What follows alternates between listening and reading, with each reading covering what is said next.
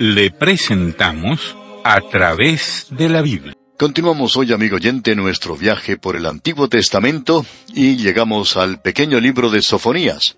Hemos dicho anteriormente, cuando comenzamos a estudiar el libro de Nahum, que estábamos estudiando juntos 3 libros bastante destacados: Nahum, Habacuc y Sofonías. Estamos seguros que la mayoría está de acuerdo en que los primeros 2 libros, Nahum y Habacuc, eran libros fuera de lo común. Bueno, Sofonías no está muy lejos de eso. Debemos decir que está al nivel de los demás. Es otro libro destacado al cual hemos llegado hoy. Ahora, no creemos que este libro de Sofonías pueda llegar a ocupar el lugar de Juan 3:16, digamos, o del Evangelio según San Juan, como el número 1 en popularidad en la Biblia, ya que el contenido de este pequeño libro nunca ha sido muy conocido. Tenemos nuestras dudas de que haya sido leído mucho. Y vamos a hacerle una pregunta, amigo oyente, que hicimos hace mucho tiempo cuando comenzamos a estudiar otro libro, y es la siguiente. ¿Ha escuchado usted alguna predicación basada en este libro de Sofonías? Nos atrevemos a decir que muy pocos han oído un mensaje basado en este libro. En cierta ocasión se le hizo esta pregunta a una gran congregación de entre 2.500 y 3.000 personas, y como respuesta a esta pregunta de si había alguien allí que hubiera escuchado algún mensaje basado en este libro de Sofonías, solo 2 personas levantaron sus manos. Ahora, esto no se debe a la mediocridad o inferioridad de este pequeño libro, sino a la negligencia demostrada hacia él, porque si su tema fuera conocido, creemos que sería mucho más apreciado, y este tema que trata este profeta es el mismo que se trata en el Evangelio según San Juan. Ahora, a Juan se le llama el apóstol del amor, y él es un apóstol del amor. Pero llegamos a este pequeño libro, y este es el objeto del amor. Ahora, esto quizás sea un poco difícil de comprender para usted, o de creer, pero permítanos leerle un versículo de este libro. Todos conocemos muy bien lo que dice Juan 3:16. Pero, ¿cuántos conocemos de veras lo que dice Sofonías 3:17? Bueno, escuche usted. Dice Sofonías 3:17, Jehová está en medio de ti, poderoso, Él salvará, se gozará sobre ti con alegría, callará de amor, se regocijará sobre ti con cánticos. Note usted, callará de amor. Esto es algo hermoso, ¿no le parece? Debemos decir, amigo oyente, que este pequeño libro es un poco diferente a lo que se nos presenta en el Evangelio según San Juan. Este versículo que acabamos de leer es como una pequeña isla que aparece plácida en medio de una mar embravecida. Porque la mayor parte de lo que se dice en este pequeño libro de Sofonías parece algo duro y cruel. Es como si se desatara una furia. Y la razón para esto es que hay demasiado juicio en un libro tan pequeño. Ahora, el capítulo 3 comienza diciendo, «Ay de la ciudad rebelde y contaminada y opresora». Esto no es algo popular en el presente. ¿Cómo puede ser entonces el amor el tema de este libro? Es como estar buscando una aguja en un pajar. Creemos que podemos ilustrar esto contándole a usted una historia de detectives, presentándole una historia de misterio. Quizá le parezca una forma rara de comenzar el estudio en este libro de Sofonías hoy, pero permítanos presentarle aquí esta historia de misterio, y eso le va a ayudar a comprender lo que enseña este pequeño libro. Queremos ser breves en la escena de terror que vamos a tratar, y vamos a observar ahora el lado oscuro de la vida. Esta es la historia. Sucedió de noche en una zona residencial de una gran capital. Una niña descansa de manera sobresaltada, inquieta sobre su cama.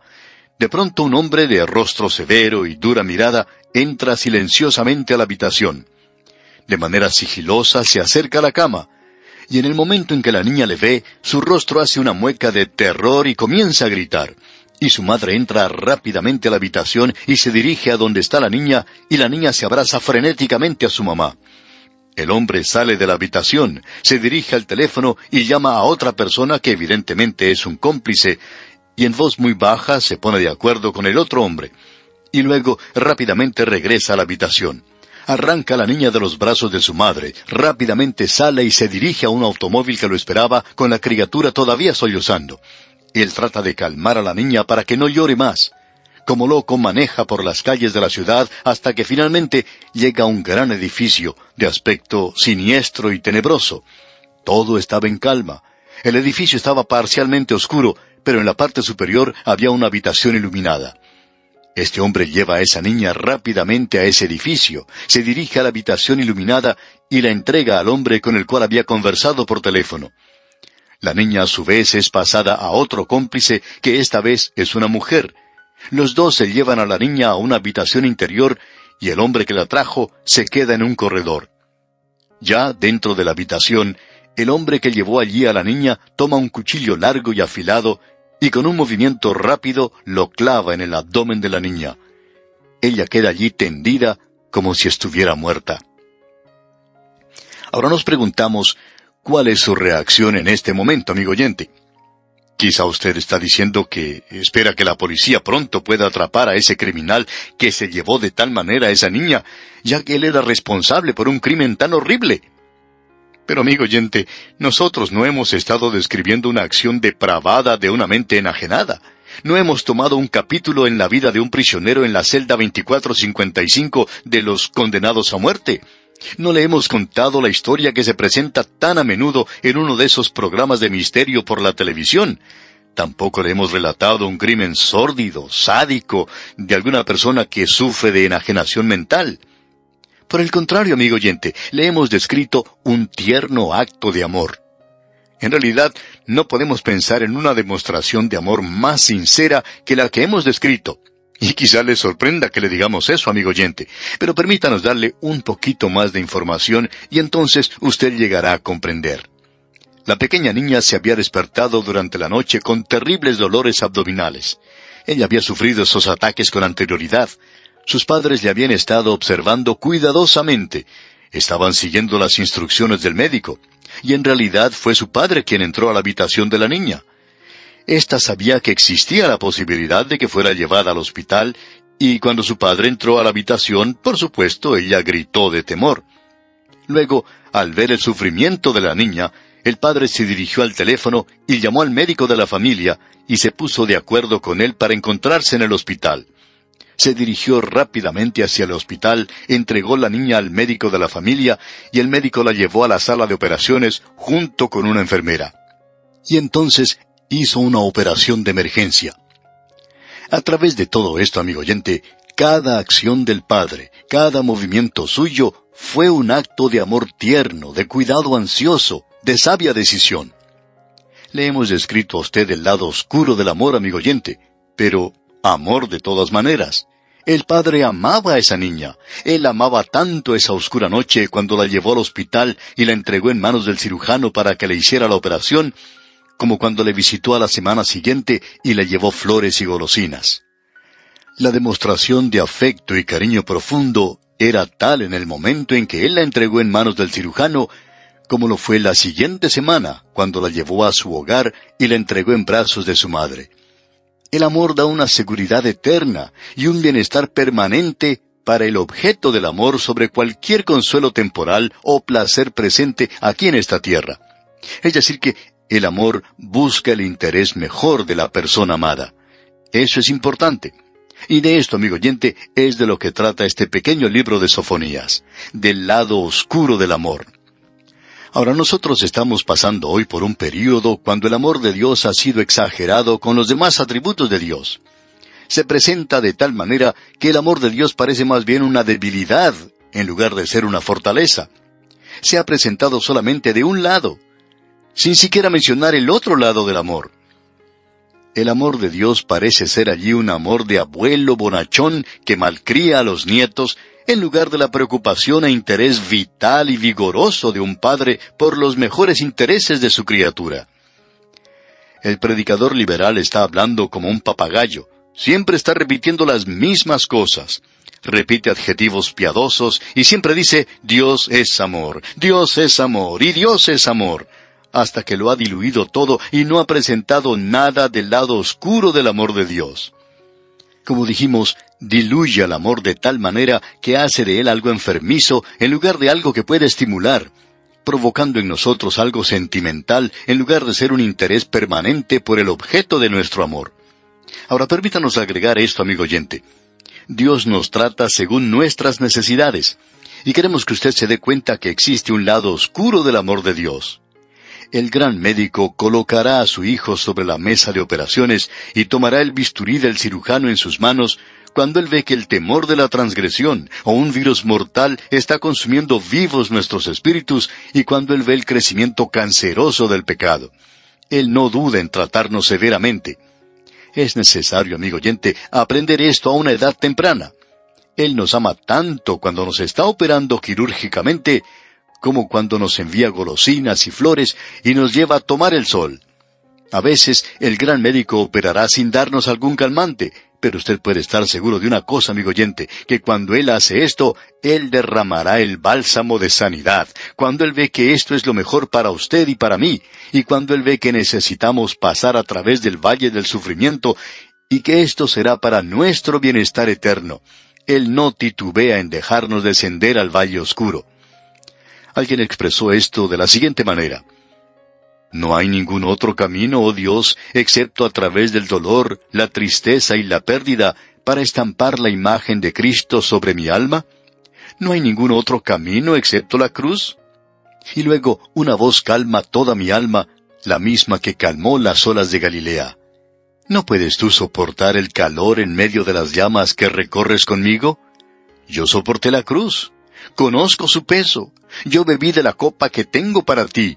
¿No puedes tú seguir donde yo te guío? Yo te daré esa fortaleza. Apóyate en mí. Amigo oyente, Él nos ama más cuando nos está operando. Eso es lo que vimos allá en la Epístola a los Hebreos capítulo 12, versículo 6, donde leemos: porque el Señor al que ama, disciplina y azota a todo el que recibe por hijo. Él disciplina, Él educa a sus hijos, amigo oyente. Luego tenemos otro cuadro que el Señor Jesucristo presentó en el aposento alto. Eso lo podemos ver en el Evangelio según San Juan o en el Evangelio del Amor. Dice allá en el capítulo 15 del Evangelio según San Juan, versículos 1 y 2, Yo soy la vid verdadera, y mi Padre es el labrador. Todo pámpano que en mí no lleva fruto, lo quitará, y todo aquel que lleva fruto, lo limpiará para que lleve más fruto. Amigo oyente, debemos recordar que el Padre entra en su vida y en la mía y quita todo aquello que no lleva fruto, y eso duele. Pero como dijo cierto puritano hace algunos años, el labrador nunca está tan cercano del pámpano como cuando lo limpia. El Padre nunca está más cerca de usted y de mí que cuando Él está sacando de nosotros, de nuestro corazón, de nuestra vida, aquellas cosas que ofenden. Fue ese famoso predicador Spurgeon quien notó una veleta en el granero de un labrador. Era algo fuera de lo común, ya que el labrador había escrito sobre ella las palabras «Dios es amor». El señor Spurgeon le preguntó, ¿quiere decir usted que el amor de Dios cambia tanto como el viento?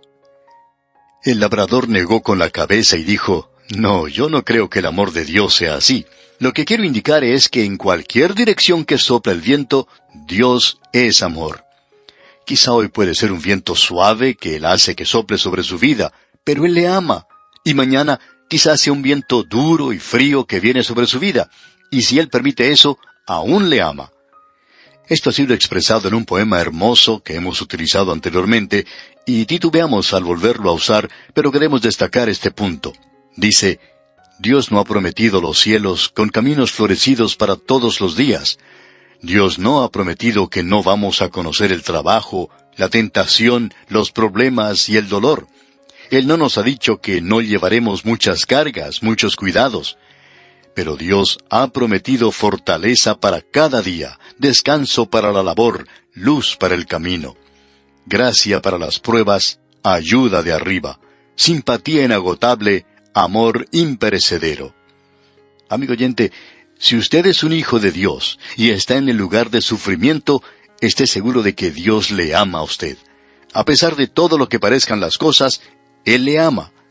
Usted no puede cambiar eso, y eso es lo que tenemos ahora en esta pequeña profecía de Sofonías. Esto destaca el lado oscuro del amor de Dios.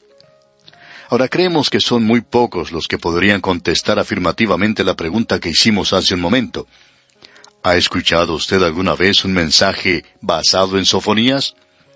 creemos que serían muy pocos los que levantarían la mano indicando que sí, y ya que esto presenta el lado oscuro del amor de Dios, nos podemos dar cuenta fácilmente de cómo eso puede ser impopular. Porque comienza con el estruendo del juicio, el juicio de Dios que se acerca sobre esta tierra. Usted puede descubrir esto al entrar a estudiar este pequeño libro. Ahora, antes de concluir nuestro estudio hoy, queremos decir algunas palabras en cuanto al escritor de este pequeño libro, porque es muy importante para nosotros el que le lleguemos a conocer, y podemos hacerlo porque él se presenta a sí mismo. Sofonías se identifica a sí mismo de una manera mucho mejor que cualquiera de los otros profetas menores.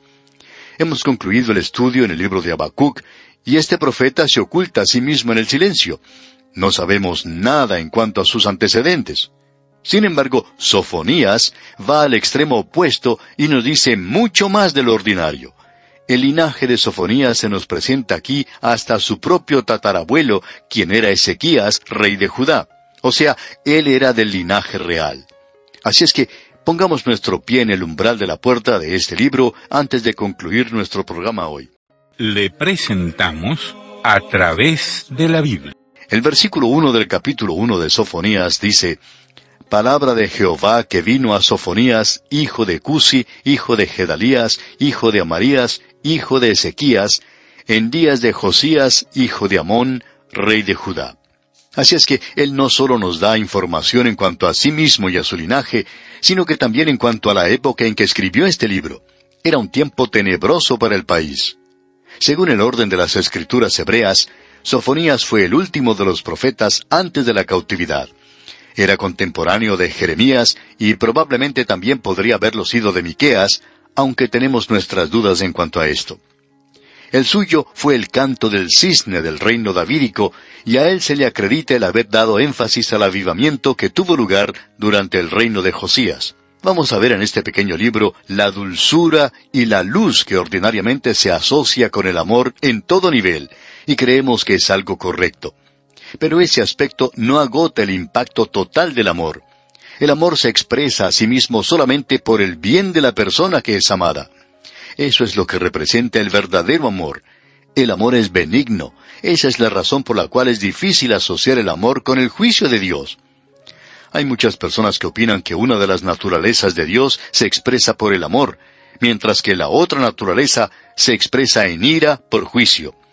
Esas dos cosas parecen contrarias, hasta el punto de que parecería en realidad que hubiera dos dioses. Bueno, este libro de Sofonías está lleno de la ira y el juicio de Dios, pero existe también un fondo del amor de Dios. Y eso es lo que es la historia que contamos hoy, el lado oscuro del amor. Bien, amigo oyente, vamos a detenernos aquí por hoy. Dios mediante continuaremos con este estudio, es decir, entraremos al texto mismo del capítulo 1 de Sofonías en nuestro próximo programa. Mientras tanto, le sugerimos que usted lea todo el capítulo 1 y se familiarice con su contenido. Oramos que Dios le bendiga ricamente. Continuamos hoy, amigo oyente, nuestro recorrido por el libro de Sofonías que iniciamos en nuestro programa anterior. Pero antes de entrar en el capítulo 1, quisiéramos relatarle un suceso que ocurrió en un Día de las Madres. Un domingo, cuando se celebraba el Día de las Madres, la gran mayoría de las madres que asistieron a la iglesia estaban engalanadas de forma especial y principalmente todas lucían un ramillete de flores. Pero una de estas madres, aunque lucía el ramillete de flores más grande de todos, unas hermosas orquídeas, en su rostro se demostraba una gran tristeza. Ella era la madre de un hombre de negocios, muy prominente en los asuntos gubernamentales y también en los asuntos comerciales. Pero este hombre no era creyente. Él no quería escuchar los ruegos de su madre en cuanto a esto, y ella oraba por él constantemente. También le había pedido a otros que oraran por su hijo. Ese domingo, Día de las Madres, ella se acercó al pastor y le dijo: «Yo ruego a Dios que salve a mi hijo. Yo ruego que sea salvo, aun si Dios lo tiene que poner en la cama». Y luego, de una manera muy vehemente, dijo: «Aun si Dios tiene que darle muerte, ruego que Dios le salve antes de que sea demasiado tarde». Estas declaraciones son bastante duras, por cierto. Ahora supongamos que hubiera escuchado allí lo que ella dijo algún detective privado o algún detective del departamento de policía. ¿Piensa usted, amigo oyente, que ella podría haber sido arrestada por decir eso? Bueno, no creemos que hubiera sucedido eso. Ningún detective podría arrestarla. ¿Por qué? Porque eso no era una amenaza. En realidad, era una declaración de amor. Era porque ella amaba a su hijo, y estaba dispuesta a abandonarle en cierto sentido, a que él pasara por la muerte misma, si eso significaba la salvación eterna de su hijo. Amigo oyente, este pequeño libro de Sofonías presenta este aspecto de Dios. Creemos que es necesario reconocer, como vimos en nuestro programa anterior, que Dios no es un Dios de doble personalidad, que es un Dios de amor y que existe otra naturaleza en Él, como si fuera una persona diferente. Él es un Dios de juicio, pero hay amor a través de todo este pequeño libro, y este es un libro de juicio. Uno no puede encontrar un juicio enunciado en una manera más severa que lo que se expresa aquí en este libro. Ahora hay dos pensamientos que se destacan aquí en este libro. El primero de estos es el día de Jehová. Se menciona 7 veces. Debemos recalcar que este es el tema del libro, el día de Jehová. Abdías y Joel fueron los primeros profetas que escribieron esta frase, el día de Jehová. Sofonías es el último en hacer esto. Y como hemos dicho, él la utiliza más que cualquier otro profeta. Como ya hemos indicado, se menciona 7 veces en este pequeño libro. Y aún así, hay más referencias a esto, pero no utilizando esa frase en particular. Tiene una aplicación particular al período de la gran tribulación. Precede al reino, pero incluye al reino también. En realidad, el período de la gran tribulación finaliza con la venida de Cristo personalmente a esta tierra a establecer su reino milenario. Todo eso se incluye en el día de Jehová. Es necesario que tengamos esto delante de nosotros al estudiar este pequeño libro porque el énfasis aquí es sobre juicio. Como decíamos hace un momento, Joel y Abdías fueron los primeros profetas que escribieron esta frase de el día de Jehová. Joel, por ejemplo, comienza en su libro hablando de una plaga de langostas, y él compara esa plaga de langostas al día de Jehová que vendrá en el futuro. Él amplifica esto. Él dice que el día de Jehová no es luz, sino que es tinieblas. Así es como comienza el día de Jehová. En realidad, así es como Dios describe o declara la salvación.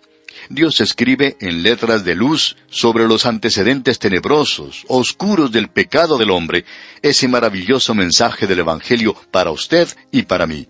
Ahora, Sofonías es el último de los profetas que utiliza esta expresión de el día de Jehová. Es decir, que los profetas comienzan con esa expresión.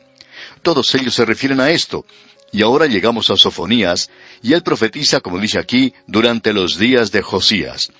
Este era el período de luz del último movimiento espiritual que tuvo lugar en el reino. En ese entonces tuvo lugar un avivamiento.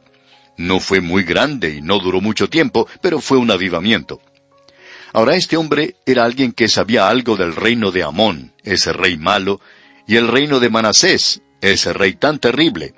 Él conocía los reinos de esos hombres, y él puede apreciar que el juicio se acerca sobre la nación y sobre sus pueblos, y entonces su mensaje parece bastante duro, bastante severo. El segundo pensamiento que encontramos en este pequeño libro se basa en la palabra celo. Se menciona 2 veces. Este celo, en referencia a Dios, está en un nivel diferente, en plano diferente al que estaría para usted y para mí. Cuando usted y yo nos sentimos celosos, buscamos hacer mal. Pero Dios es celoso de aquellos que le pertenecen, es celoso de la humanidad. Él compró la redención para ellos e hizo posible que el hombre pudiera ser salvo. Y Dios es celoso, no es su voluntad que ninguno perezca. Él quiere que sean salvos, pero es celoso de ellos. Y cuando ellos no se vuelven a Él, entonces Él los va a juzgar. Algo que este libro señala claramente y que notaremos más adelante, es que Dios es glorificado tanto cuando juzga como cuando salva. Hay muchas personas que no pueden ver esto, no pueden comprender cómo eso puede ser. Pero usted recuerda en los capítulos 38 y 39 de Ezequiel que allí se hace referencia al momento cuando Dios va a juzgar a una nación pagana en el futuro. Y él dice que eso tendrá lugar en los días postreros, los últimos días. Y en Ezequiel capítulo 38, versículo 16 leemos: «Y subirás contra mi pueblo Israel como nublado para cubrir la tierra. Será al cabo de los días, y te traeré sobre mi tierra, para que las naciones me conozcan, cuando sea santificado en ti, oh Gog, delante de sus ojos». Es decir, que Dios va a juzgar a esa nación pagana, y cuando Él haga eso, Él va a ser glorificado en ese juicio. Esta es una declaración tremenda. Y para muchas personas es una píldora bastante amarga. Es conveniente que nosotros acomodemos nuestra forma de pensar a la forma de pensar de Dios, dándonos cuenta que nuestros pensamientos no son sus pensamientos, y nuestros caminos no son sus caminos. En el programa anterior vimos que Sofonías pertenecía a la familia real. Dijimos que Ezequías había sido su tatarabuelo, y ahora él nos da su profecía. Y en el versículo 2 de este capítulo 1 dice: «Destruiré por completo todas las cosas de sobre la faz de la tierra, dice Jehová». En el capítulo 1 de este libro tenemos un juicio contra Judá y Jerusalén. Él utiliza un lenguaje, por cierto, bastante fuerte. «Destruiré por completo todas las cosas de sobre la faz de la tierra», dice Jehová. Dios dice que va a juzgar.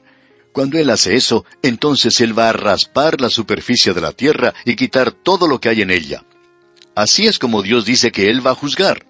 Y luego refuerza lo que está diciendo en el versículo 3.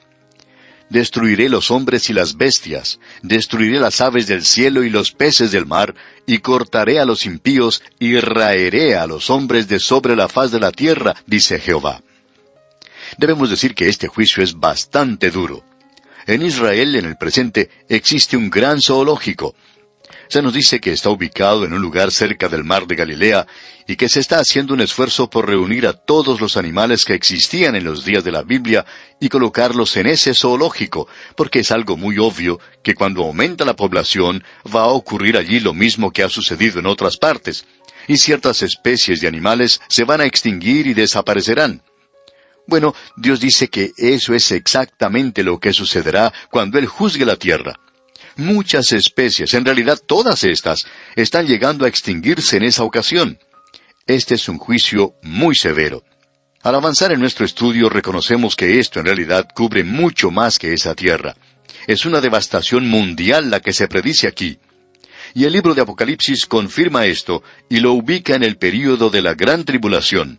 Es durante ese período que esta tierra quedará completamente desnuda, porque ocurre justo antes que Dios traiga el reino milenario y renueve la tierra. Usted puede notar que aquí dice que Él destruirá a los hombres y a las bestias, es decir, todas las criaturas vivientes están incluidas en este juicio. Leamos ahora los versículos 4 y 5 de este capítulo 1 de Sofonías. «Extenderé mi mano sobre Judá y sobre todos los habitantes de Jerusalén, y exterminaré de este lugar los restos de Baal, y el nombre de los ministros idólatras con sus sacerdotes, y a los que sobre los terrados se postran al ejército del cielo, y a los que se postran jurando por Jehová y jurando por Milcom». Dios dice aquí claramente que Jerusalén está señalada, y que también lo está Judá. Dios dice: «Extenderé mi mano sobre Judá y sobre todos los habitantes de Jerusalén, y exterminaré de este lugar los restos de Baal». Lo que provocó el juicio de Dios sobre esta tierra es algo muy específico. Aquí tenemos la idolatría. Hemos visto en nuestro estudio en el libro de Habacuc que Dios menciona 5 ayes o lamentos que Él iba a provocar sobre la gente a causa de ciertos pecados que habían cometido. E idolatría era el último pecado, era el quinto. Pero también había otros 4 anteriormente. Ahora, Sofonías aquí limita esto a la idolatría, es decir, a la religión falsa. Él está indicando aquí lo que las Escrituras enseñan. Comenzando con el libro de Jueces, se nos da una filosofía del gobierno humano, y esto se ve que es cierto en lo que se refiere al pueblo de Dios, y es cierto también en cualquier otra nación. Una nación comienza a declinar cuando existe allí una apostasía religiosa, cuando la nación se aparta del Dios vivo y verdadero. Luego, el segundo paso hacia abajo es una moral terrible. El tercer paso hacia abajo es la anarquía política. Ese es el último. Hay muchas personas que opinan que el problema existe en las capitales de las naciones, donde está la sede del gobierno, pero no creemos que sea eso. Otro grupo de personas opinan que la terrible moral de la tierra puede cambiar si la gente pudiera ser reformada, si pudiéramos lograr que la gente se comporte bien con los demás, y que no sea violenta, que no robe, que no nos quite lo que tenemos, que eso sería fantástico y que eso resolvería todos estos problemas. Pero no creemos que eso resuelva todos los problemas, amigo oyente. Hablando honradamente, creemos que el gran problema es la apostasía religiosa. Opinamos que el problema se encuentra dentro de usted y dentro de mí, amigo oyente. El problema hoy es que la iglesia ha fracasado en dar el mensaje de Dios. Y no estamos hablando aquí de cada iglesia o de su iglesia en particular, porque sabemos que la mayoría de los que escuchan este programa participan de las actividades de las iglesias bíblicas. Y le damos gracias a Dios por eso y por ese maravilloso grupo de pastores que están manteniéndose firmes por Dios en el presente. Pero algunas denominaciones grandes se han apartado de la fe, han ido a parar a un lugar donde ya no están dando un mensaje efectivo al país, y como resultado de esto, ha salido esta terrible moral y la anarquía política. Ahora, si usted cree que esto es algo inventado nada más, permítanos compartir con usted un artículo que salió hace ya varios años en un periódico de los Estados Unidos. Allí se estaba hablando del bajo nivel de las iglesias, que éstas se estaban apartando en realidad del mensaje espiritual, que allí se estaba invitando a hablar a hombres destacados de las universidades o de los seminarios, y este artículo concluía diciendo lo siguiente, escuche usted. Esta traición a Cristo en nombre del cristianismo es una razón para la enfermedad moral y espiritual que aflige a este país. El hecho triste es que las iglesias ya no tienen influencia en el desarrollo del carácter nacional. La gente va a la iglesia principalmente porque obedece a un impulso de participar en una reunión de adoración, no porque exista una guía espiritual de parte de algún clérigo. Ya puede usted darse cuenta cómo condena un artículo así, cuando uno lee algo así. Y esto no se refiere solo a una nación, sino que es un cuadro de todas las naciones del mundo. El historiador inglés Eduardo Gibbon, autor del libro Historia, Decadencia y Caída del Imperio Romano, da 5 razones por lo que sucedió a Roma. Usted debe recordar que Gibbon no era un creyente, pero aquí tenemos el por qué, dice él, cayó Roma. Y Roma cayó desde adentro. Él dice, en primer lugar, la dignidad y la santidad del hogar fueron minadas, socavadas. El hogar es la base de la sociedad humana. En segundo lugar, se aumentó los impuestos más y se gastaba cada vez más el dinero público para proveer pan gratis y circos para el populacho. Tercero, la locura por el placer. Los deportes se hacían cada vez más excitantes, más brutales, más inmorales. Cuarto, la construcción de mucho armamento, cuando en realidad el enemigo mayor estaba de adentro. El decaimiento de la responsabilidad individual. Y quinto, el decaimiento de la religión, que se convertía nada más que en un formulismo, que perdía su contacto con la vida, perdiendo el poder de guiar a la gente. Ahora, esta es una declaración realmente sorprendente, amigo oyente. Ahora, este hombre Sofonías pone su dedo en la llaga en lo que al reino del sur de Judá se refiere. Él vio lo que estaba sucediendo y vio que se acercaba el juicio. Y él menciona esto aquí de la idolatría. Él menciona algo interesante en cuanto a la idolatría. Personalmente creemos que existen 3 clases de idolatría mencionadas. En primer lugar, tenemos la adoración de Baal. Y esta era una forma de idolatría muy cruda. Usted recuerda que Jeroboam, en primer lugar, hizo construir ese becerro de oro. Más adelante, Jezabel introdujo la adoración de Baal. Y como dijimos, Baal era una forma de adoración muy cruda, aún en la idolatría. Luego, la idolatría llegó a ser algo muy refinado y sofisticado, y aquí podemos notar que dice, y exterminaré de este lugar los restos de Baal y el nombre de los ministros idólatras y sus sacerdotes. Luego, en el versículo 5, se nos presenta un segundo aspecto cuando dice, y a los que sobre los terrados se postraban al ejército del cielo, y a los que se postran jurando por Jehová y jurando por Milcom. Aquí se presenta el segundo aspecto de la idolatría. Es algo más refinado y muy sutil, y por cierto, muy peligroso. Y vamos a tener que dejar esto para el próximo programa, Dios mediante. Uno puede comparar esto con la religión de su propio país. El paralelo es tan similar que realmente lo deja a uno sorprendido. En nuestro próximo programa continuaremos nuestro estudio en este capítulo 1 de la profecía de Sofonías. Le sugerimos leer todo este capítulo 1 junto con las notas y bosquejos que hemos enviado. De esta forma les será más fácil la comprensión de esta parte de la Escritura y estará así más familiarizado y mejor preparado para nuestro próximo estudio. Que nuestro Dios Todopoderoso derrame sobre usted sus ilimitadas bendiciones. Continuamos hoy, amigo oyente, nuestro viaje por el libro de Sofonías. Debemos recordar que en el programa anterior el profeta había profetizado de manera bastante dura que Dios iba a juzgar al pueblo, en particular a Jerusalén y Judá. Ellos habían pasado bajo el reinado de uno de los peores reyes que hayan podido tener, Manasés y Amón. Y luego vivieron durante el tiempo de Josías. Y entonces tuvo lugar ese período donde comenzó un avivamiento, pero no duró mucho, y fue el último que vino sobre esa nación. Ahora Dios dijo que Él iba a consumir todo lo que había en esa tierra. Creemos que Él se estaba refiriendo en particular a esa tierra, pero que tiene un alcance mundial, porque Él va a introducir dentro de poco el gran día de Jehová. Pero Él continúa diciendo que la razón para el juicio era la idolatría, y en realidad se nos menciona aquí 3 clases de idolatría. La idolatría es donde cada gran nación se ha desviado del camino.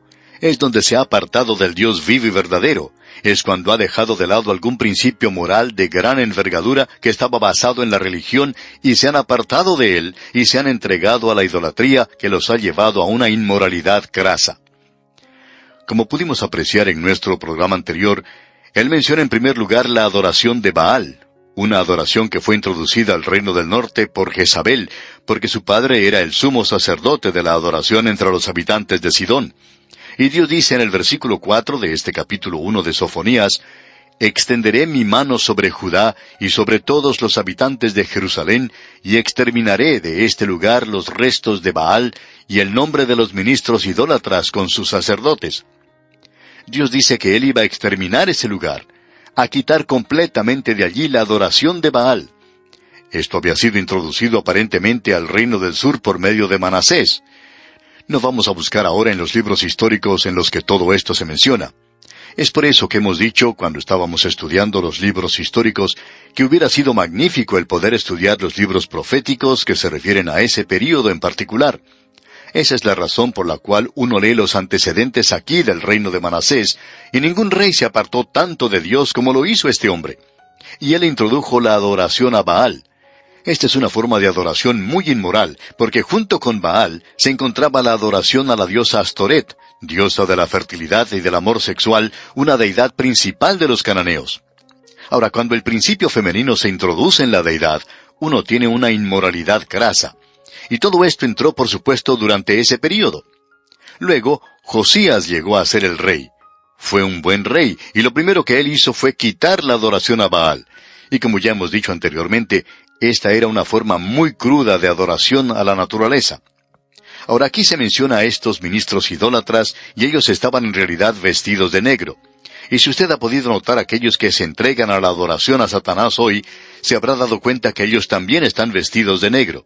Es algo muy interesante porque no es algo original de ellos. Viene desde hace mucho tiempo y estos sacerdotes idólatras utilizaban ropa negra, y ellos van a ser juzgados.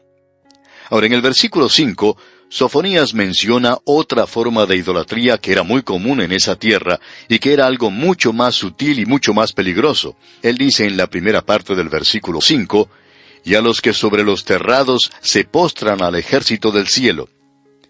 Lo que está sucediendo aquí es algo muy peligroso, por cierto. Los terrados de las casas eran planos, eso es algo que se puede apreciar aún en el presente, y allí era el lugar donde se reunía la familia al atardecer. En realidad, Dios presentó una ley indicando que se debería colocar una pared para proteger a aquellos que se encontraban en el terrado, para que no se cayeran porque allí es donde se reuniría la familia. Pero esto llegó a ser un lugar de adoración y usted puede apreciar lo que esto está haciendo. Esto se está dirigiendo hacia el mismo hogar. Indica que cada hogar era un pequeño templo pagano donde se practicaba la idolatría. Y esto, amigo oyente, era algo que estaba expandiéndose mucho. Es la adoración de la criatura en lugar del Creador. Ellos adoraban al ejército del cielo, al sol, a la luna, a las estrellas. Adoraban aquello que había sido creado en lugar de adorar al Creador. Era la segunda forma que ellos adoptaron. Ahora, lo peor y lo más sofisticado y más sutil de todo es lo que se menciona aquí en el versículo 6 de este capítulo 1 de Sofonías, donde dice, «Y a los que se apartan en pos de Jehová, y a los que no buscaron a Jehová, ni le consultaron». En el versículo 5 se hizo una sugerencia en cuanto a esto cuando dice que hay aquellos que juran por Jehová y juran por Milcom. Milcom es un nombre para el dios Moloc, una deidad nacional de los amonitas. Esta era una adoración en la cual ellos ofrecían sacrificios vivos, pero esta era algo también muy sutil. La sutileza de esto era que al realizarlo, al mismo tiempo ellos profesaban adorar al Dios vivo y verdadero. Ellos iban a hacer eso y decían que conocían al Señor, que creían en Dios y se dirigían a adorarle al templo, pero ellos también adoraban a Moloc. Y estaban haciendo ambas cosas a la vez. Eso era algo sutil que estaba teniendo lugar y que también está sucediendo en el presente. Hay algunos que se llaman a sí mismos creyentes, pero que uno, por más que se lo quisiera imaginar, nunca podría llamarlos creyentes.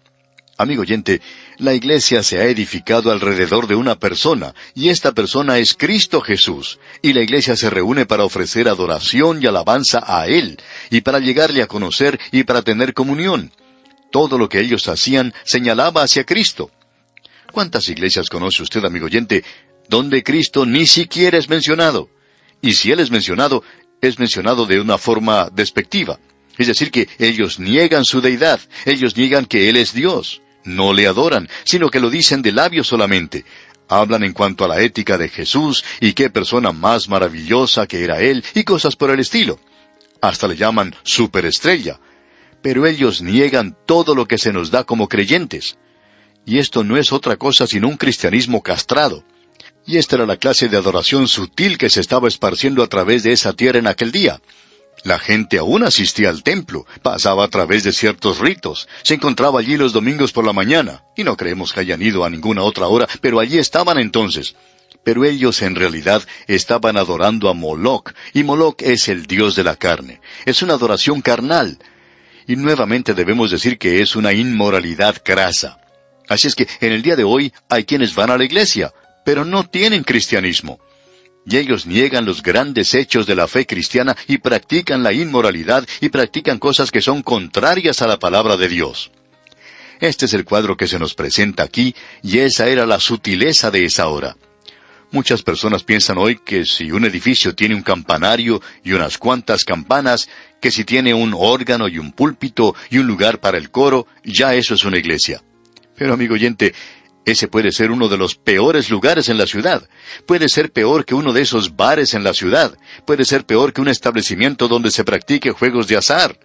Eso es lo que engaña tanto. Eso es lo que mina a nuestras naciones. Y lo que sucedía es que ellos hacían como que servían al Dios vivo y verdadero. Pero en realidad ellos se estaban entregando a esta forma de idolatría. Notemos ahora lo que Dios tiene que decir en cuanto a esto. Aquí en el versículo 7, en su primera parte, comienza diciendo: «Calla en la presencia de Jehová el Señor». Esto se refiere a una gran quietud. No hable, no diga nada, no proteste. Usted se encuentra en la presencia del Dios vivo. Amigo oyente, debemos volver a decir que existe en nuestros días una falta de reverencia para con Dios. Esta idea que existe de que Jesús es como un hermano y que Dios es el hombre de arriba nada más, y que nosotros podemos hablar de manera muy ligera, frívola, cuando hablamos de Él en el presente. Ah, amigo oyente, nuestro Dios, permítanos decirle, es un Dios justo, un Dios al cual si nosotros pudiéramos acercarnos a unos millones de kilómetros de Él, nos postraríamos sobre nuestros rostros, porque Él es el Creador, el gran Dios, el Creador del universo, y nosotros somos una criatura muy pequeñita. Calla en la presencia de Jehová el Señor. ¿Por qué? Porque el día de Jehová está cercano. Esta es la primera mención que tenemos aquí en este libro del día de Jehová. Porque Jehová ha preparado sacrificio y ha dispuesto a sus convidados. Ahora en la segunda parte de este versículo 7 leemos: porque el día de Jehová está cercano. Y debemos decir otra vez que el día de Jehová se presenta aquí primordialmente como un tiempo de juicio. Si usted quiere ubicarlo dentro del programa de Dios, este es el período de la gran tribulación. Ese es el momento en que esto comienza. Usted y yo estamos viviendo en el día de Cristo, el día de gracia. El día de Jehová comienza cuando la iglesia sale de esta tierra. Entonces Dios comienza a actuar y comienza a actuar en juicio. Antes de ese día que aún está en el futuro, ha habido momentos cuando esto ha sido comparado con el día de Jehová. Así ocurrió, por ejemplo, cuando Nabucodonosor atacó y destruyó a Jerusalén. La quemó completamente, arrasó con todo, y esa tierra quedó completamente desolada. Allí se puede apreciar que no hay árboles. Sí, sabemos que Israel ha plantado 1,000,000 de árboles, pero eso ni siquiera ha dejado una marca allí, porque uno puede ver montañas y cerros enteros completamente desprovistos de vegetación. Antes estaban todos cubiertos de árboles y de viñedos. Era la tierra de la leche y de la miel. Pero no es eso hoy, porque allí se puede ver lo que hizo el enemigo. Allí llegaron los babilonios, luego vino Alejandro Magno, como también los medos y los persas. Después de eso fueron los romanos, y un enemigo después de otro entró a esa tierra, y como resultado de todo eso, quedaron muy pocos árboles allí. Esa tierra está completamente desolada en el presente. Si usted tiene la oportunidad de visitar Israel alguna vez, puede ir viajando por el Negev, dirigirse hacia el Mar Muerto, pasando por Beerseba y llegar hasta Asdod. Y al observar algo así, quizá usted se pregunte, ¿cómo es que ese lugar pudo haberse llamado alguna vez una tierra que fluía leche y miel? Es algo muy difícil de comprender en realidad, porque es una tierra que está hoy desprovista de vegetación. ¿Y por qué está así? Porque Dios indica claramente que esto era lo que Él iba a hacer allí, y lo hizo. La evidencia la tenemos nosotros en el presente, y eso fue para esa gente el día de Jehová. Pero eso no satisface la profecía, y este hombre lo presenta de una manera muy clara. El día de Jehová es algo que está muy allá en el futuro, y que llegará a ser consumado cuando Cristo venga y establezca su reino en esta tierra. Casi podemos palpar la forma sarcástica que él utiliza aquí. Dice, Jehová ha preparado sacrificio y ha dispuesto a sus convidados. Y los convidados van a hacer el sacrificio, y el sacrificio es el juicio sobre esta nación. Y ahora el versículo 8 de este capítulo 1 de Sofonías dice, y en el día del sacrificio de Jehová castigaré a los príncipes, y a los hijos del rey, y a todos los que visten vestido extranjero. El pensamiento expresado aquí es que ellos se han apartado, los príncipes se han apartado de Dios.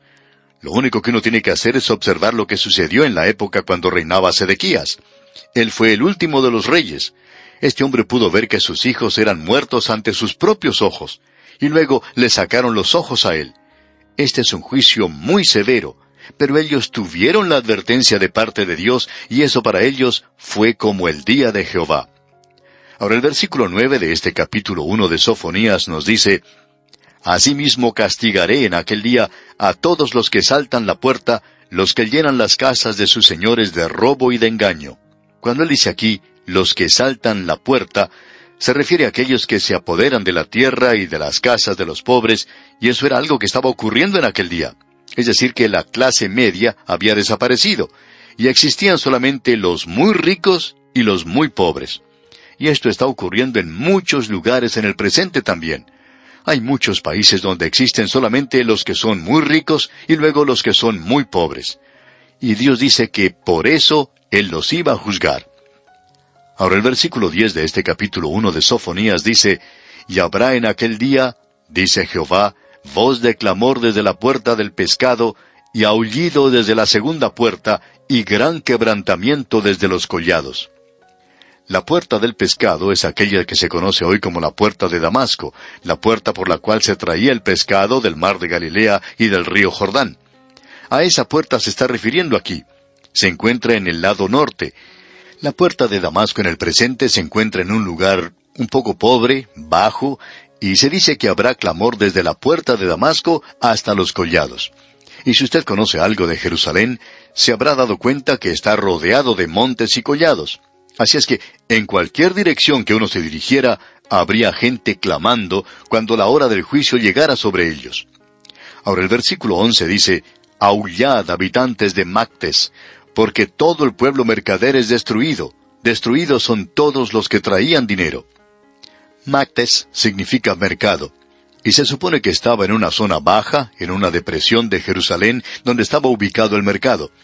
Allí efectuaban sus negocios los mercaderes, y quizá haya sido el lugar, el valle donde estaban los queseros, es decir, los que hacían queso.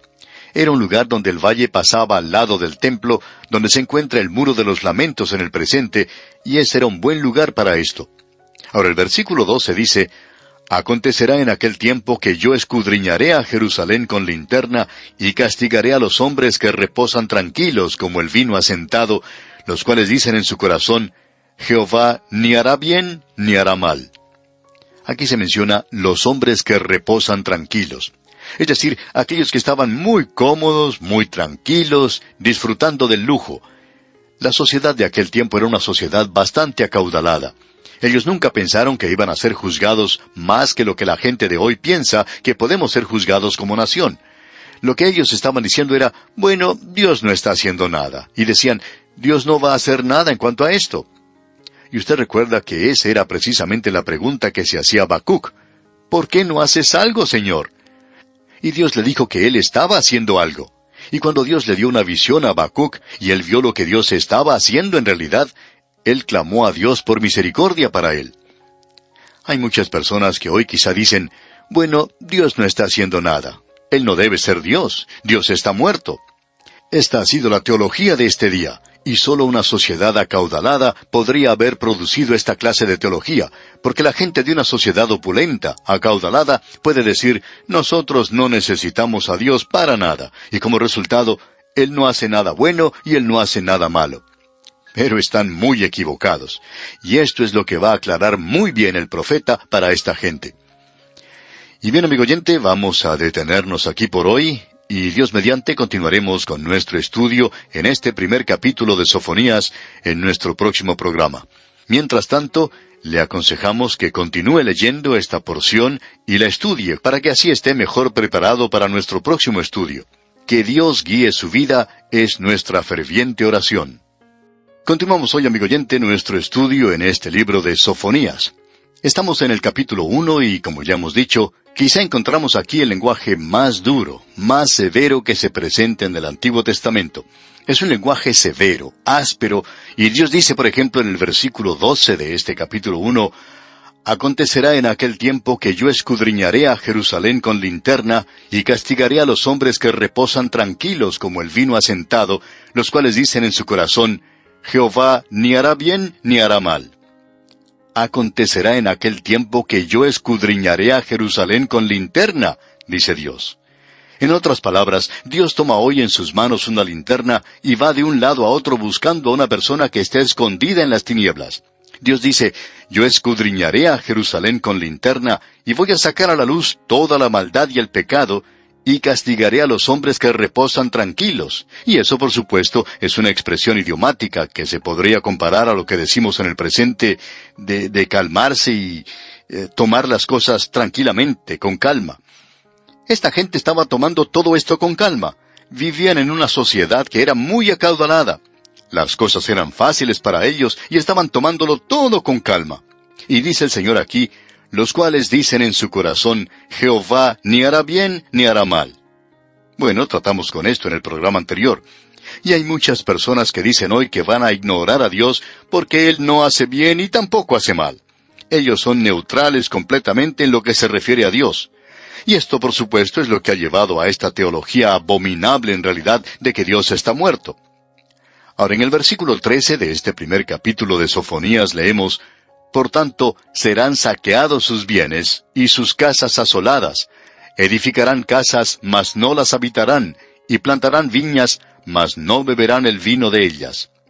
Es decir, que todas las cosas que ellos habían obtenido por el pillaje, el saqueo y el robo, les serían quitadas de la misma manera en que ellos las obtuvieron, y su casa va a ser una casa desolada. O sea que van a ser ciudades fantasmas en Israel. Dios le había dado una ley a esta gente que cuando un hombre plantaba su viña, él no podía ir a la guerra hasta que hubiera comido del fruto de esa viña. Y si un hombre se casaba, él tenía que tener tiempo libre. Pero lo que él está diciendo aquí es que plantarán viñas, mas no beberán el vino de ellas, porque han pecado. Y no van a poder dejar de ir a la guerra, no van a poder tomar tiempo libre cuando se casen, porque el enemigo se va a acercar contra ellos como una inundación que arrastra con todo. Y en el versículo 14 agrega, cercano está el día grande de Jehová, cercano y muy próximo. Es amarga la voz del día de Jehová, gritará allí el valiente. Él habla aquí del día grande de Jehová. Ahora este día grande de Jehová es el tiempo de la gran tribulación del futuro. Y esos eran los días por los cuales ellos estaban pasando en ese tiempo. Y francamente, después de haber gobernado Josías, ellos nunca tuvieron un buen rey en el reino del sur. Cada uno de ellos fue un rey malo. Joacás, Joacim, Sedequías, todos fueron malos. Cada uno de ellos fue un rey corrupto. El juicio venía ahora sobre ellos por haberse alejado de Dios. Ese es el día grande de Jehová que estaba cercano, pero ellos iban a experimentar una porción muy pequeña de lo que esto será en el futuro. Y luego dice, es amarga la voz del día de Jehová, gritará allí el valiente. O sea que llegaría a existir el muro de los lamentos, y estará allí hasta que pase el período de la gran tribulación, porque Israel nunca llegará a conocer la paz hasta cuando el príncipe de paz venga y ellos le reciban y le reconozcan como su Mesías. Ahora aquí se le llama el día grande de Jehová. Sin embargo, hay quienes opinan que debería llamarse el gran día de la ira, el día de la ira que se acerca sobre esta tierra. Ahora en el versículo 15 leemos, día de ira aquel día, día de angustia y de aprieto, día de alboroto y de asolamiento, día de tiniebla y de oscuridad, día de nublado y de entenebrecimiento. Lo que tenemos aquí es un juego de palabras. El doctor Feinberg, quien es un reconocido erudito bíblico, en uno de sus magníficos libros sobre los profetas menores, indica que esto es en realidad una aliteración y que revela en realidad algo de eso. Ahora, aliteración es una figura retórica que consiste en emplear palabras en que se repiten las mismas letras. Y aquí dice, día de ira, aquel día. Día de angustia y de aprieto, día de alboroto y asolamiento, día de tiniebla y de oscuridad. Y se puede apreciar este juego de palabras aún en el idioma castellano. Ahora tenemos que decir aquí que el profeta está hablando de la aspereza, de la intensidad del juicio que vendrá, y nos hacemos la pregunta, ¿cómo puede un Dios de amor hacer una cosa así como esta? Vamos a ver antes de concluir nuestro estudio de este libro, que es como esa historia que contamos en un programa anterior del padre que tomó a su hijita que necesitaba una operación de urgencia, la llevó al hospital porque amaba a su niña, y aún así puede ser presentada de tal manera que parecería que el padre fuera cruel y duro con su hijita al llevarla a un doctor para que le clave, por así decirlo, un cuchillo en el abdomen. Pero el padre está haciendo todo esto por amor a su hijita. Aún este día de ira, el cual es un juicio de Dios, tiene en él el amor de Dios. Amigo oyente, a pesar de lo que ocurra, Dios es amor. Es como esa historia de la veleta que estaba en el granero y que mencionamos en un programa anterior. Ese campesino tenía esa veleta sobre su granero y en ella había escrito las palabras Dios es amor. Y el señor Spurgeon pasó por allí y observó eso y le preguntó a este hombre, ¿quiere usted decir que el amor de Dios cambia tanto como el tiempo? Y este agricultor contestó, no, por supuesto que no. Y luego siguió diciendo, no quiero decir eso, sino que sin importar de dónde sopla el viento, Dios siempre es amor. Y eso es cierto, amigo oyente. Aún en juicio, Dios es aún un Dios de amor. Y Él juzga porque es esencial para Él el juzgar aquello que es malo. Él tiene que hacer eso porque tiene que ser verdadero para consigo mismo y no podría ser bueno para con sus criaturas a no ser que hiciera eso. Dios no va a permitir el pecado a través de la eternidad, y si Dios no lo va a juzgar, entonces usted y yo tenemos que luchar contra la enfermedad y el quebrantamiento de corazón y la tristeza y la decepción a través de toda la eternidad. Y no podemos concebir entonces que Él sea un Dios de amor si fuera así. Pero amigo oyente, Dios va a juzgar el pecado, y Él viene con un juicio muy poderoso, y lo va a quitar del universo mismo, y a eso nosotros decimos, aleluya, creemos en un Dios de amor, aun cuando Él haga eso. Y ahora en el versículo 16 de este primer capítulo de Sofonías leemos, día de trompeta y de algazara sobre las ciudades fortificadas y sobre las altas torres. Él está diciendo aquí que es un día de trompeta. Cuando Dios le dio a la nación de Israel las trompetas, ellos debían hacerlas sonar en su marcha por el desierto, y también las debían usar en otras formas. Por ejemplo, cuando es necesario hacerlas sonar en alarma. O sea que se hacía sonar la trompeta cuando se acercaba el enemigo. En Números capítulo 10, versículo 9, habiendo mencionado las diferentes maneras en que debían usarse las trompetas de plata, él dice, y cuando saliereis a la guerra en vuestra tierra contra el enemigo que os molestare, tocaréis alarma con las trompetas, y seréis recordados por Jehová vuestro Dios, y seréis salvos de vuestros enemigos. Y aquí tenemos este día de trompeta. Ellos van a tocar la alarma, pero Dios no los va a librar. ¿Por qué? Porque Él los va a juzgar. Él va a entregarlos al enemigo, no los va a liberar del enemigo. Así es que ese es un día de trompeta y de alarma sobre las ciudades fortificadas y sobre las altas torres. Luego en el versículo 17 leemos: Y atribularé a los hombres, y andarán como ciegos, porque pecaron contra Jehová, y la sangre de ellos será derramada como polvo, y su carne como estiércol. Amigo oyente, este es un caso extremo, pero usted se da cuenta que la cirugía del presente actúa de esta manera también. Cuando un médico opera a una persona, a un paciente que tiene cáncer, él corta todo aquello que es dañino, y puede cortar y cortar hasta que quizá no sabe cuál es el paciente y cuál es la materia cancerosa.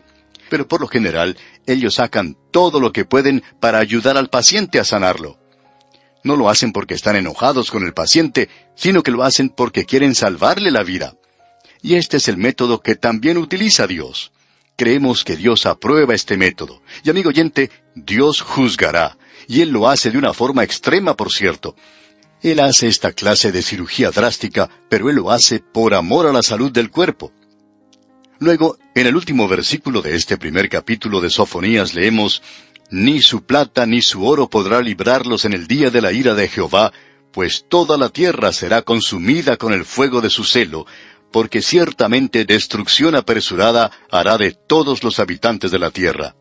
Hay personas que opinan que con el dinero pueden ganar amigos en todas partes, que pueden gastar, como lo hacen muchos, millones y millones en todas partes del mundo tratando de comprar amigos. Pero eso no les da resultado. Es imposible comprar el amor con el oro y con la plata. Uno no puede ganar a la gente por medio de eso. Pero hay muchos que aún creen en esa forma. Hay personas que opinan que el dinero resuelve todos los problemas y dificultades que tiene la vida, que el dinero es la respuesta a todos los problemas. Dios dice que cuando Él comience a juzgar, ni su plata ni su oro podrán librarlos en el día de la ira de Jehová, pues toda la tierra será consumida con el fuego de su celo, porque ciertamente destrucción apresurada hará de todos los habitantes de la tierra. ¿Y por qué hizo Él eso? Él hizo eso, amigo oyente, porque en realidad los amaba. Si Él no hubiera hecho eso, la generación que siguiera tendría que haber sido exterminada completamente. Todos ellos hubieran tenido que ser muertos. Así es que, por amor a las generaciones futuras, Dios tuvo que actuar y quitar ese cáncer que estaba destruyendo a la nación. Ese es el cuadro que tenemos aquí. Le presentamos A Través de la Biblia. Llegamos ahora al capítulo 2. El capítulo 2 tiene el juicio de la tierra y de todas las naciones. Eso es lo que se nos presenta a través de todo este capítulo. Ahora, nosotros hemos puesto énfasis en los primeros 8 versículos, pero también debemos recalcar que enfatizamos todo esto hasta el versículo 8 del capítulo 3.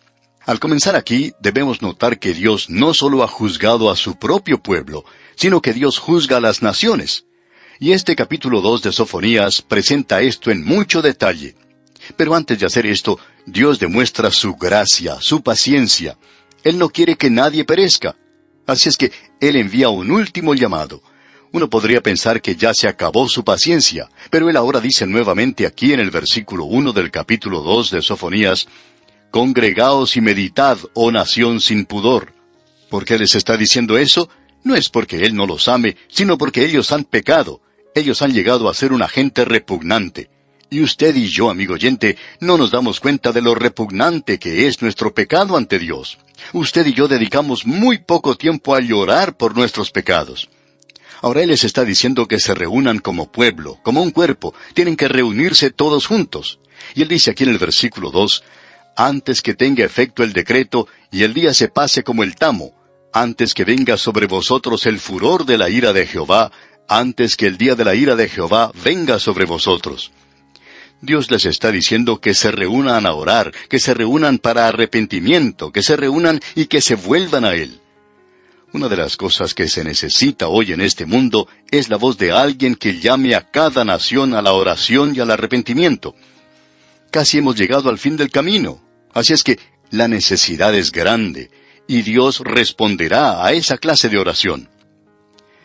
Bien, amigo oyente, vamos a dejar nuestro estudio aquí por hoy, pero continuaremos Dios mediante con el versículo 3 de este capítulo 2 de Sofonías en nuestro próximo programa.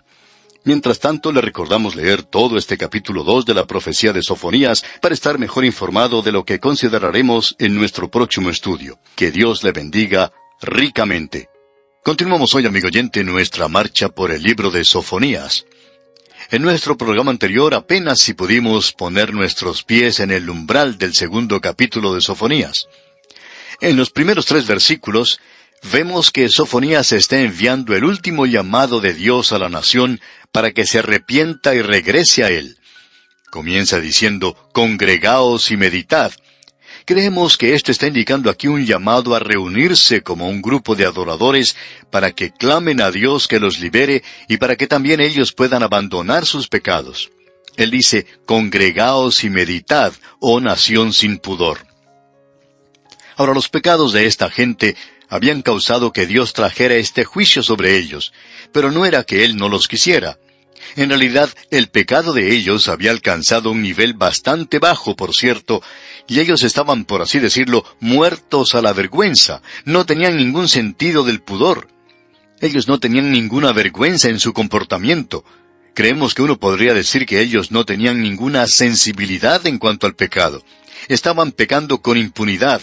Ellos pecaban abiertamente y en realidad hasta se jactaban de hacerlo. Creemos que nuestra situación en el presente es similar a esta. Hay personas que se admiran cuando decimos que nos encontramos en una situación terrible. Y no es que nosotros digamos que ahora estemos en una condición peor que en el pasado, sino que antes la gente pecaba, pero no lo hacía abiertamente. Lo hacía a escondidas. El pecado se cometía en un lugar donde nadie podía observarle. No se hacía alarde del pecado en el mundo. La gente no se jactaba de hacerlo como ocurre en el presente. O sea que no era una forma de pecar descarada como ocurre ahora. Ya hemos contado esta historia anteriormente de una joven muchacha, muy hermosa por cierto, que se presentó en un programa de televisión y prácticamente se jactaba de que ella estaba viviendo con un hombre con el cual no se había casado. Y otros que se encontraban en ese programa le felicitaban por el valor de expresar sus ideas y por lo tolerante de las mismas. Nadie le felicitó por la desvergüenza del pecado, porque el pecado ahora se está presentando de una manera muy abierta. No creemos que haya más pecado, sino que ahora se presenta abiertamente. Se pecaba en el pasado, de eso estamos seguros, pero se hacía de una forma más disimulada, más discreta de lo que se hace en el presente. Se cometía así, pero había un sentido de tristeza, por así decirlo, por el pecado. Y parece que hemos perdido eso en el presente, amigo oyente. Y ese era el problema con esta nación de la cual nos habla Sofonías. Y aquí en el versículo 2 de este capítulo 2 dice él, antes que tenga efecto el decreto y el día se pase como el tamo, antes que venga sobre vosotros el furor de la ira de Jehová, antes que el día de la ira de Jehová venga sobre vosotros. El profeta está expresando urgencia aquí. Quería que hicieran esto antes de que Dios comenzara a actuar en juicio, pero cuando uno cruza esa línea y Dios comienza a actuar en juicio, uno descubre que ya es demasiado tarde. Y entonces dice aquí en el versículo 3, buscad a Jehová todos los humildes de la tierra, los que pusisteis por obra su juicio, buscad justicia, buscad mansedumbre, quizás seréis guardados en el día del enojo de Jehová. En aquellos días existía un remanente del pueblo que eran fieles a Dios, de la misma manera en que hoy encontramos un remanente en la iglesia. Sin lugar a dudas, en las iglesias del presente, no interesa cuán liberales sean ellas, hay algunos creyentes verdaderos todavía, que son miembros de estas iglesias. No sabemos por qué lo son, y no vamos a juzgarles nosotros aquí, pero existe un remanente. Y Dios siempre ha tenido un remanente en el mundo. Aparentemente aquí, esto está hablando a aquellos que son parte de ese remanente. Ellos deben tener mucho cuidado también con sus vidas. Deben buscar la justicia, buscar la mansedumbre. No tienen que ser llenos de arrogancia y orgullo y un amor propio. Este era uno de los grandes pecados de esa nación. Y ese es el peligro que existe hoy entre los creyentes. Hoy existe el orgullo de la fe y el orgullo de la gracia. Hay algunas personas que se sienten orgullosas por haber sido salvadas por gracia, y ellos piensan que eso es algo de lo que deben jactarse. Es como si ellos fueran algo especial y particular del Dios Todopoderoso. Se jactan de eso.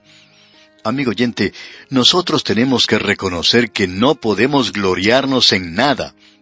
El apóstol Pablo dijo que él mismo no tenía de qué gloriarse.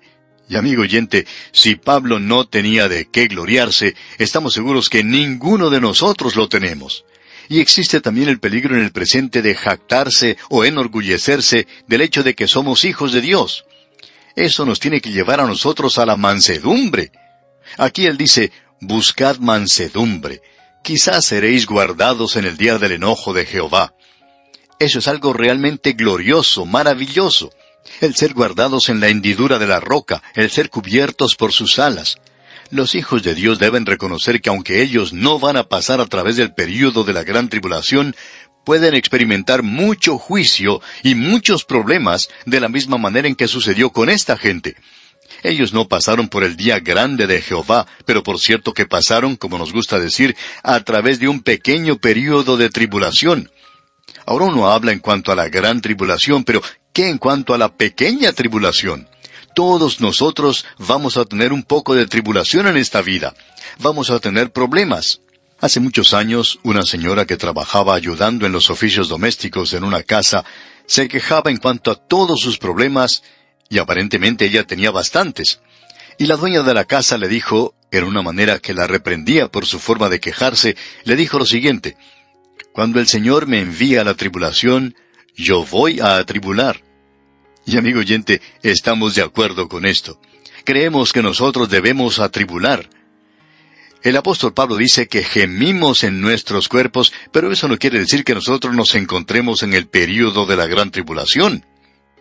Ahora llegamos aquí a una nueva sección que comienza con el versículo 4 de este capítulo 2 y continúa hasta el versículo 8 del capítulo 3. Y aquí tenemos el juicio de la nación, y esto nos revela que Dios juzga a todas las naciones de la tierra. Amigo oyente, el Dios de la Biblia no es una deidad local nada más. No es algo que uno coloca en un estante, no es algo local o nacional.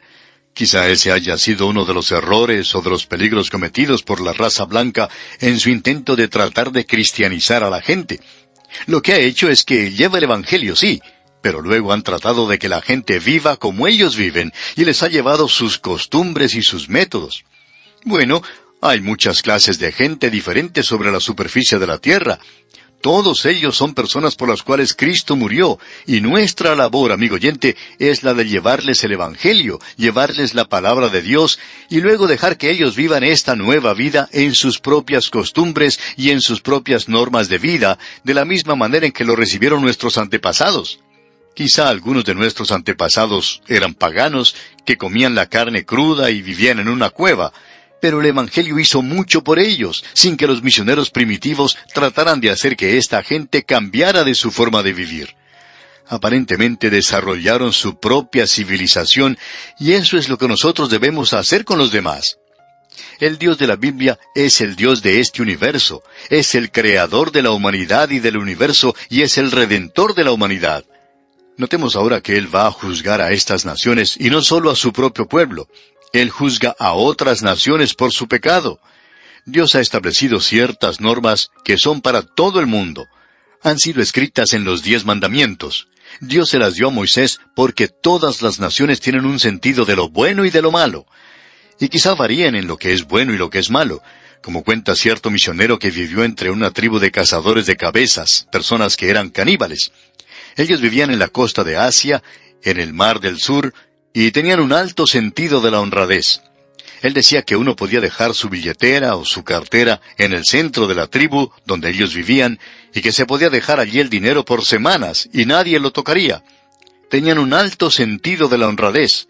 Pero por supuesto, decía este hombre, que a ellos no les molestaba comerse a la suegra en una cena. Si ellos le decían a uno que habían tenido a la suegra para la cena, uno no sabía si la habían invitado o si se la habían comido. Pero de todos modos tenían un nivel bastante alto de honradez. Y eso es algo, amigo oyente, que usted y yo no experimentamos en nuestros días. Si usted dejara su cartera, su billetera, por solo un instante, desaparece. Cierta señora contaba que una vez que estaba de compras, puso su bolso sobre una mesa, se dio vuelta para ver algo, y cuando volvió a buscar su bolso, ya había desaparecido. No había pasado ni un minuto, y ni siquiera quedó el rastro del bolso. Amigo oyente, Dios le ha dado a las naciones ciertas normas y usted puede encontrar esto en todas las naciones del mundo. No hubiera ninguna nación civilizada si no reconociera eso. Cuando esta gente se aparta del Dios vivo y verdadero, entonces se hunden en la peor clase de paganismo que pueda existir. Y llegan al punto donde Dios los tiene que abandonar, como hemos visto ya. Notemos ahora que Él comienza su juicio de la nación aquí en el versículo 4 de este capítulo 2 de Sofonías, donde dice: «Porque Gaza será desamparada y Ascalón asolada, saquearán a Asdod en pleno día, y Ecrón será desarraigada». Ahora aquí se mencionan 4 de las ciudades de los filisteos. Estas van a ser juzgadas también. Ahora alguien quizá diga: ¿por qué no se menciona a Gad, ya que es un lugar tan prominente? Bueno, en esta época, Gad estaba bajo el control del reino del sur. Pero estas otras 4 ciudades, Gaza, Ascalón, Asdod y Ecrón, van a ser juzgadas. Él dice que serán desamparadas y Ascalón asolada. Gaza será desamparada y Ascalón asolada. Es interesante esto, ya que dice que Gaza será desamparada, y lo es en el día de hoy. Y Ascalón es una zona desolada. Existe un lugar, Ascalón, hoy, pero no está sobre las ruinas de la antigua Ascalón. La antigua Ascalón se encuentra en la costa. Allí están las ruinas del templo de Dagón. Y luego se nos dice: saquearán a Asdod en pleno día. Asdod ha sido saqueada, y lo interesante de esto es que sucedió en pleno día. Y la referencia es al mediodía. En aquella tierra la costumbre era de pausar después de comer. Esto es lo que en algunos países de nuestra América Latina se conoce como la hora de la siesta. En muchos lugares uno no puede hacer nada entre las 12 del mediodía y las 2 de la tarde. Uno tiene que esperar hasta que pase esa hora para poder hacer compras, porque ninguno de los negocios está abierto. Hay muchos lugares que cierran al mediodía, porque es entonces cuando se descansa, ya que la gente no quiere trabajar en el calor del día. Pues bien, así era en Asdod, un lugar bastante caluroso, aunque estaba en la costa del mar, un lugar que llega a tener mucho calor en el verano, y dice aquí que será destruida. Saquearán a Asdod en pleno día. O sea que eso los va a tomar a ellos por sorpresa, los tomará completamente desprevenidos. Y Asdod desapareció totalmente, y ahora en el presente está bajo control israelí. Los israelíes han construido edificios de apartamentos en esa zona. También tienen un puerto construido por Israel, y es un puerto de los principales de ese país. Más recientemente aún se instaló allí una refinería de petróleo. Pero en aquel día, dice aquí, que será completamente saqueada.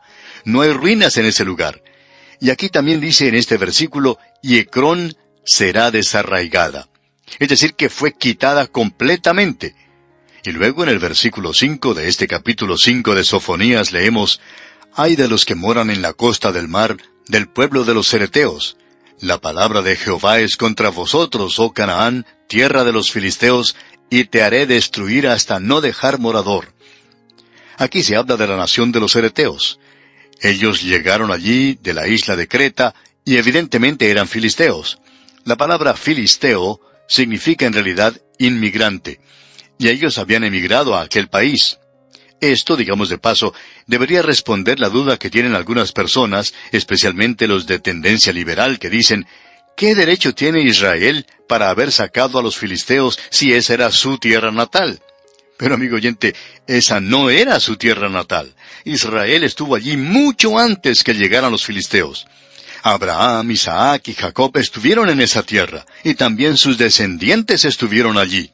De allí partieron a la tierra de Egipto, y en ese intervalo, los filisteos, que significa inmigrante, bueno, esta gente llegó a este país como inmigrantes.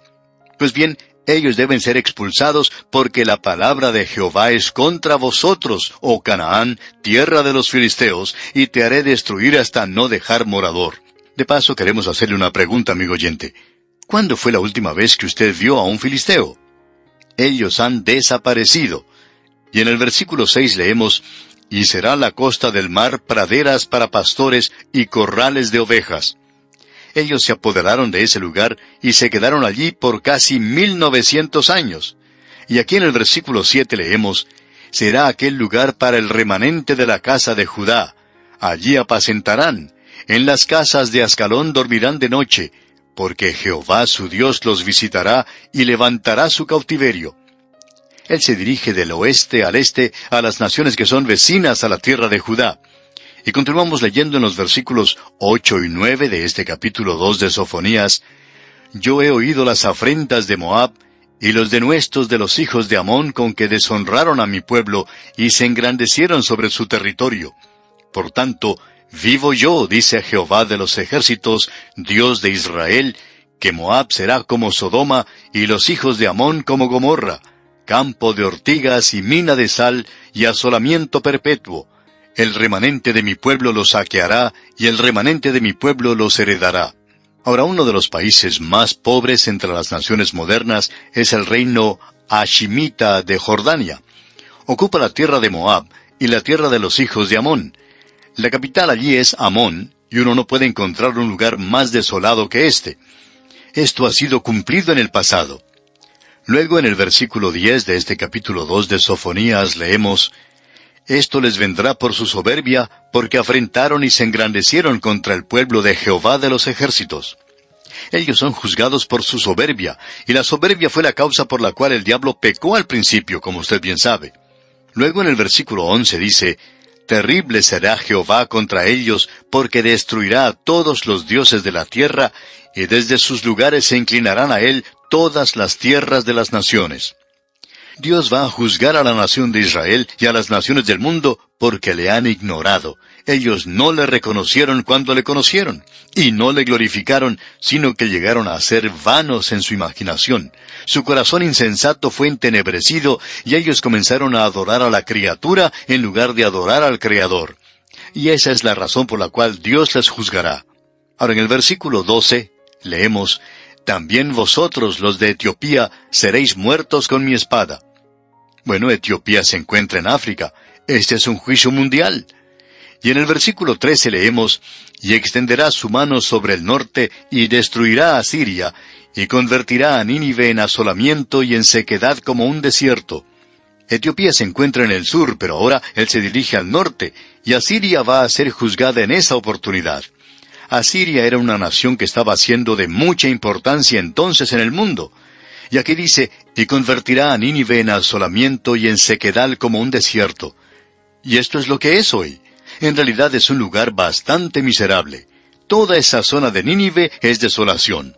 Luego en el versículo 14 leemos: Rebaños de ganado harán en ella majada todas las bestias del campo. El pelícano también y el erizo dormirán en sus dinteles. Su voz cantará en las ventanas. Habrá desolación en las puertas, porque su enmaderamiento de cedro será descubierto. Es decir, que todas las ciudades van a ser derribadas. Y concluye el capítulo 2 en el versículo 15 diciendo: Esta es la ciudad alegre que estaba confiada, la que decía en su corazón: yo y no más. Cómo fue asolada, hecha guarida de fieras.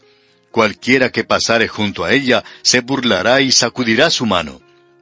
Aquí se hace referencia a una expresión de una persona que ha sido tomada por sorpresa. Podría decirse: bueno, yo pensaba que Asiria y Nínive eran grandes ciudades y una gran nación. Pero miren ahora, solamente es desolación y ruinas. Cualquiera que pasare junto a ella se burlará y sacudirá su mano. Sacudirán sus manos completamente sorprendidos por lo que ha ocurrido allí. Este es el juicio de Dios de las naciones, amigo oyente. Y Dios ha juzgado a las naciones del pasado, y Dios juzga a las naciones del presente. El Señor Jesucristo dice que Él va a juzgar a las naciones en el futuro, y como hemos visto en el último libro que estudiamos, en el libro de Habacuc, Dios estaba actuando en aquel día de una manera que el profeta ni siquiera se imaginaba. Amigo oyente, Dios está actuando hoy en las naciones de este mundo. Él las ha juzgado en el pasado y las juzgará en el futuro. Dios mediante, en nuestro próximo programa, estudiaremos lo que nos dice el tercero y último capítulo de este libro de Sofonías. Y el tono y el tenor de este libro van a cambiar porque aquí vamos a ver el lado oscuro del amor. Es nuestra oración que Dios le bendiga en manera especial. Le presentamos A Través de la Biblia. Llegamos hoy, amigo oyente, al último capítulo del libro de Sofonías, el capítulo 3. Y los primeros 8 versículos tratan con el juicio de la nación de Israel. Suponemos que muchos de nuestros oyentes tendrán ya cansancio de escuchar a Sofonías hablando de juicio severo, extremo, un juicio áspero de Dios sobre su propio pueblo. Este es probablemente el lenguaje más duro que uno pueda encontrar en las Escrituras. Y estos primeros 8 versículos del capítulo 3 de Sofonías pueden ser quizá los más duros hasta cuando uno aprecia lo que el Señor Jesucristo dijo. Y si usted quiere comparar esto, puede leer el capítulo 21 del Evangelio según San Mateo en conexión con este capítulo que estamos tratando. Y usted podrá apreciar que el Señor aún sobrepasó a Sofonías en el lenguaje de juicio tan extremo que él utilizó. Podríamos decir que es algo realmente espeluznante. Ahora, el profeta Sofonías regresa aquí a la ciudad de Jerusalén hablando del juicio. Vimos que en el capítulo 2, el juicio de Dios era algo mundial, que se extendía a través de todo el globo, y eso incluía a cada nación en la superficie de la tierra. Ahora vemos que Dios regresa al juicio que vendrá sobre su propio pueblo, y es muy específico en la forma de hablar aquí. Y Él revela que la vida de una persona determinará la clase de juicio. Es decir, que el privilegio crea responsabilidades, y su responsabilidad se mide por el privilegio que usted tiene. Usted nos habrá escuchado decir en programas anteriores que preferiríamos ser un hotentote viviendo en algún rincón del África que el pertenecer a una iglesia donde se estudie la Biblia y donde se escuche siempre hablar del Evangelio y no hacer nada en cuanto a eso. No queremos argumentar aquí en cuanto a los hotentotes en el África o en cualquier otra parte, aunque tenemos ciertas creencias, ciertas convicciones en cuanto a esto. Pero no es de eso que estamos hablando aquí ahora. Lo que sí sabemos es que Dios hará algo con una persona de privilegio que ha tenido la oportunidad de escuchar la palabra de Dios y le está dando la espalda a esto.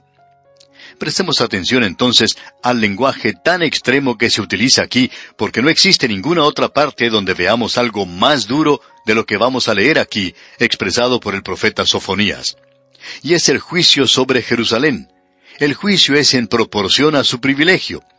Y los versículos 1 y 2 de este capítulo 3 de Sofonías nos dicen: «Ay de la ciudad rebelde y contaminada y opresora. No escuchó la voz, ni recibió la corrección. No confió en Jehová, no se acercó a su Dios». Jerusalén era la ciudad donde estaba ubicado el templo. Allí estaban los sacerdotes. Los escribas tenían la palabra de Dios. Los sabios vinieron del oriente y esta gente no tuvo ninguna dificultad en decirles dónde iban a ser el Mesías. Lo que ocurre es que ellos no tenían ningún interés en ver o en revisar lo que los sabios estaban diciendo para comprobar si tenían alguna información válida. Ellos conocían la letra de la ley, pero eso era todo lo que conocían. Ellos no conocían la función del libro y estaban muy lejos de él. Ahora, la condenación de Dios es en base a esto. Él dice que la ciudad es contaminada y opresora. Podemos darnos cuenta que el asunto de la contaminación no es algo nuevo de nuestra propia época. Pero la contaminación aquí no es algo físico. La contaminación no es algo fuera del hombre, sino que es algo dentro del hombre. Lo que está causando la contaminación afuera es que el hombre está ya contaminado por dentro. Delante de Dios, Él no se presenta correctamente, sino como algo inmundo. Cuando un hombre arregla las cosas con Dios, no va a ir a arrojar su basura a la propiedad de otra persona. Él no va a ir a arrojar la inmundicia a las aguas cristalinas de algún río. Si usted quiere saber quién es el que está contaminando esta tierra en la cual usted y yo vivimos, amigo oyente, podemos decirle que son los impíos, los ateos los que lo están haciendo. En cierta ocasión, en una gran ciudad, hubo una gran concentración de jóvenes desadaptados. Se habían congregado para una reunión de protesta. ¿Sabe usted contra qué protestaban? Contra la contaminación ambiental. Estaban censurando la contaminación de las grandes fábricas con sus chimeneas, con toda la inmundicia que se arroja al aire y con todos los desperdicios que salen de las grandes fábricas. Y hablando honradamente, amigo oyente, debemos decir que estamos de acuerdo con ellos. Eso es algo realmente terrible. Pero lo interesante de todo esto es que después de la reunión de protesta de esta gente, la municipalidad, la comisión de aseo de la ciudad, tuvo que enviar a muchas personas, las cuales tuvieron mucho trabajo y tuvieron que gastar mucho dinero para limpiar ese campo que los que habían protestado contra la contaminación habían contaminado. Ellos habían contaminado ese lugar mucho más de lo que estaba antes. Amigo oyente, es que la contaminación está dentro de uno. Y cuando usted no tiene a Dios, cuando anda mal con Dios, por cierto que usted va a contaminar esta tierra. El hombre está arruinando la tierra en la cual vivimos. Esta condenación que tenemos aquí de parte de Dios es en realidad contra la ciudad de Jerusalén. Esa era una ciudad privilegiada, era una ciudad que tenía una oportunidad gloriosa, maravillosa, pero también es un cuadro de la ciudad y un cuadro de la humanidad. Ese fue el veredicto del apóstol Pablo en su epístola a los Romanos capítulo 3, versículo 16, donde dice, «Quebranto y desventura hay en sus caminos». ¡Qué cuadro de la humanidad, amigo oyente! La humanidad siempre ha dejado gran cantidad de basura donde quiera que haya existido sobre esta tierra. Ahora, ¿por qué señaló o seleccionó Dios a esta tierra? Esta ciudad era una ciudad privilegiada. Esta ciudad tenía el templo de Dios, tenía la palabra de Dios, y por tanto su juicio será más duro, más severo que el de cualquier otra ciudad. Él no solo la llama una ciudad rebelde y contaminada, sino que la llama una ciudad opresora. Bueno, es una ciudad opresora porque no tuvo en cuenta los derechos de los demás, especialmente de los pobres. Ni siquiera los consideró. Era una ciudad que oprimía a los pobres. Ahora, esto es algo que creemos que es tan hipócrita en muchos gobiernos. No estamos hablando aquí de política ni de ningún partido político. Esto es cierto de cualquier partido político que esté en el gobierno. Estos senadores y representantes constantemente están proponiendo algunos programas para ayudar a los pobres. Lo interesante de todo esto es que siempre se trata de algún senador rico que está haciendo esto. Algún político rico que tiene un plan para ayudar a los pobres. Bueno, para comenzar, esta gente ni siquiera sabe cómo nos sentimos nosotros los pobres. No conocen de las dificultades por las que nosotros tenemos que pasar. Estos hombres nunca han experimentado en carne propia la pobreza. Así es que este no es un plan para ayudar al pobre. Ayuda a algún burócrata nada más, pero no ayuda a los pobres. Hasta ahora, los pobres no han recibido ayuda, y no creemos que lleguen a recibirla de parte de ninguno de estos planes que presentan los hombres. Porque la mayoría reconoce hoy que es necesario cobrar impuestos a la clase media para llevar a cabo cualquier programa. Hablando honradamente, amigo oyente, nos gustaría salir de la clase media, bien sea subir o bajar, cualquiera de las dos, porque la clase media es la que hace posible que la clase alta tome nuestro dinero y ayude a las clases pobres. Así es que nos gustaría cambiar a una de las otras clases porque será mucho más cómodo para nosotros allí. Dios, pues, dijo que Él iba a juzgar a esta ciudad por eso, y Él no ha concluido todavía, sino que indica con toda claridad los demás puntos. Por ejemplo, continúa diciendo, no escuchó la voz, o sea que era desobediente a Dios. Es decir, que esta ciudad había escuchado la voz de Dios, pero había sido desobediente a Él. Luego dice, ni recibió la corrección. Dios había enviado un juicio. 185,000 asirios alrededor del muro de Jerusalén produjeron un miedo espantoso en esta gente. Ellos estaban completamente aterrorizados. Y uno pensaría que habrían aprendido su lección y que dirían, bueno, hemos sido juzgados parcialmente. Dios permitió que el juicio pasara y ahora nos volveremos a Dios. Pero no lo hicieron, amigo oyente. Y podemos pensar en el presente donde hay muchos creyentes que sufren y nunca aprenden por qué Dios permite eso. Él no permite que nada suceda a los suyos, a no ser que haya un propósito definido detrás de eso. Así es que esta ciudad, como muchos de nosotros, no aceptó o no recibió la corrección, no aprendió la lección, no confió en Jehová, no confió en Él para nada. Buscaba otra cosa. Cuando Israel celebró su 20º aniversario, se publicó este lema: la ciencia traerá paz a esta tierra. Bueno, amigo oyente, la Biblia dice que el Mesías es el príncipe de paz, y Él es el único. Pero ellos no confían en Él, ellos confían en la ciencia. Y después de celebrar ese aniversario, Israel tuvo grandes problemas. La ciencia no trajo la paz a esa tierra, y tampoco la hemos traído nosotros, amigo oyente. Luego, dice Dios, no confió en Jehová, no se acercó a su Dios. Los hombres hoy no están corriendo hacia Dios. Por el contrario, se están alejando de Él, apartándose de Él, corriendo tan rápido como les es posible. ¡Qué cuadro el que tenemos aquí de esta ciudad, amigo oyente! Y Él no ha concluido todavía. En el versículo 3 de este capítulo 3 de Sofonías dice, sus príncipes en medio de ella son leones rugientes. Sus jueces, lobos nocturnos que no dejan hueso para la mañana. Aquí él está hablando de los líderes de la ciudad. Y uno debe hablar en cuanto a los líderes de una nación o de una ciudad. Estos hombres, cuando están buscando ocupar algún cargo oficial, siempre están diciéndole a la gente que van a votar por ellos, que van a pensar en cuanto a los votantes, que nos van a ayudar, que van a hacer algo por nosotros. Pero hasta ahora nadie ha hecho nada que digamos, ya sea de la ciudad o del estado o de nivel nacional. ¿Por qué? Porque sus príncipes en medio de ella son leones rugientes. Quieren hacer mucho ruido. Sus jueces, lobos nocturnos. Tenemos otro significado para la palabra lobo hoy. No estamos seguros, pero el Señor quizá incluyó eso también aquí. Pero estos eran lobos nocturnos, es decir que estaban dispuestos a trabajar día y noche. ¿Por el pueblo? No, para ellos mismos. Luego dice el Señor, no dejan hueso para la mañana. Es decir que ellos están dispuestos a sacar todo lo que puedan. Uno puede notar muchas veces que esas personas que pidieron que nosotros votáramos por ellas para que llegaran a ocupar un alto cargo y que nos prometieron ayuda, no lo hicieron. Pero por cierto que se ayudan a sí mismos. Cuando se retiran de sus cargos, son personas pudientes. Y eso, amigo oyente, es lo que Dios juzga. Es a esa clase de nación que ha tenido la palabra de Dios a la que se le puede decir lo mismo que se le dice aquí a Jerusalén. Y esto puede aplicarse a cada una de nuestras ciudades. Si Dios hablara desde el cielo hoy, tendría que decir lo mismo en cuanto a nosotros. Luego en el versículo 4 continúa diciendo, sus profetas son livianos, hombres prevaricadores. Esto indica aquí que esta gente no estaba presentando la palabra de Dios como debía.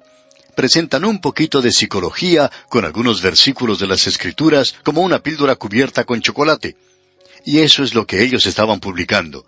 Ellos no hablan mucho en cuanto al juicio y que los pecadores deben ir a Cristo. Y el Señor dice aquí, sus profetas son livianos, hombres prevaricadores. O sea que son chantajistas, estafadores religiosos. Nuevamente queremos sugerir que usted lea el capítulo 23 del Evangelio según San Mateo para ver si Dios ha cambiado. El Señor Jesucristo denunció a los líderes religiosos allí. Y continúa diciendo aquí en el versículo 4, sus sacerdotes contaminaron el santuario.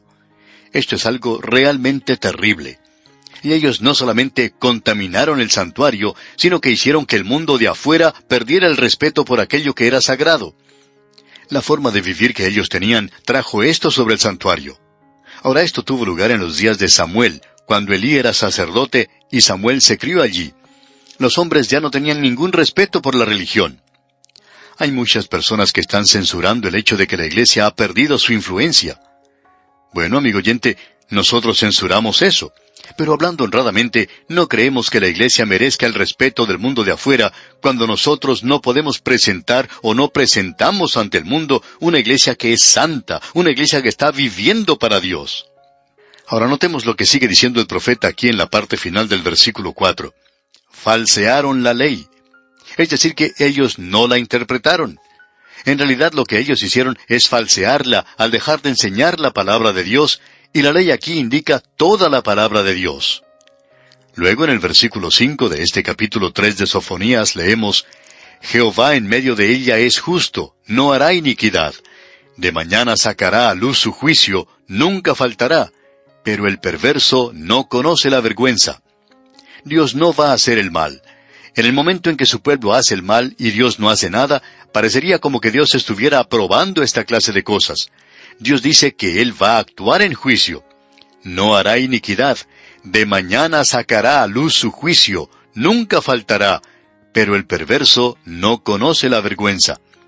Los perversos continúan en pecado y no tienen ninguna vergüenza. Es decir que es de conocimiento público. Ahora en los versículos 6 al 8 tenemos un cuadro del período de la gran tribulación, un cuadro de lo que vendrá en el futuro, el gran día de Jehová del que Él ha hablado.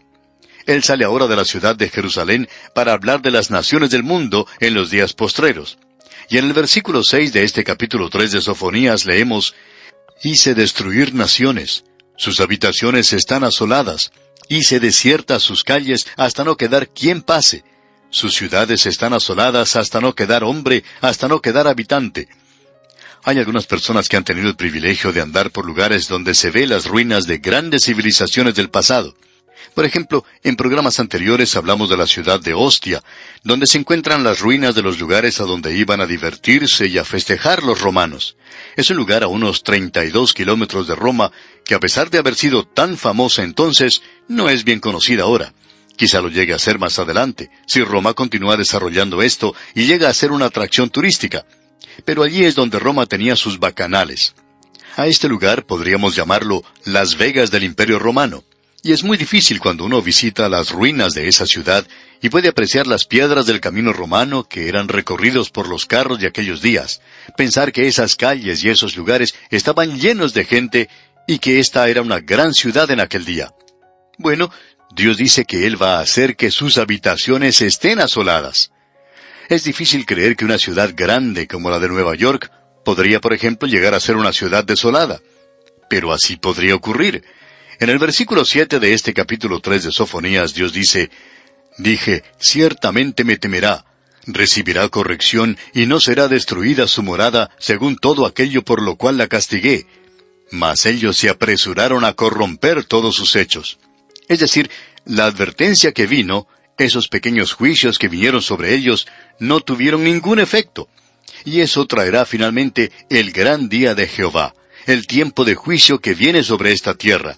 Luego en el versículo 8 dice, «Por tanto, esperadme, dice Jehová, hasta el día que me levante para juzgaros, porque mi determinación es reunir las naciones, juntar los reinos, para derramar sobre ellos mi enojo, todo el ardor de mi ira, por el fuego de mi celo será consumida toda la tierra». Esta tierra en la cual usted y yo vivimos, amigo oyente, se está dirigiendo a su propio juicio. Ellos no lo creen, pero se están dirigiendo al juicio y será este juicio el que comenzará cuando el Señor Jesucristo regrese a la tierra.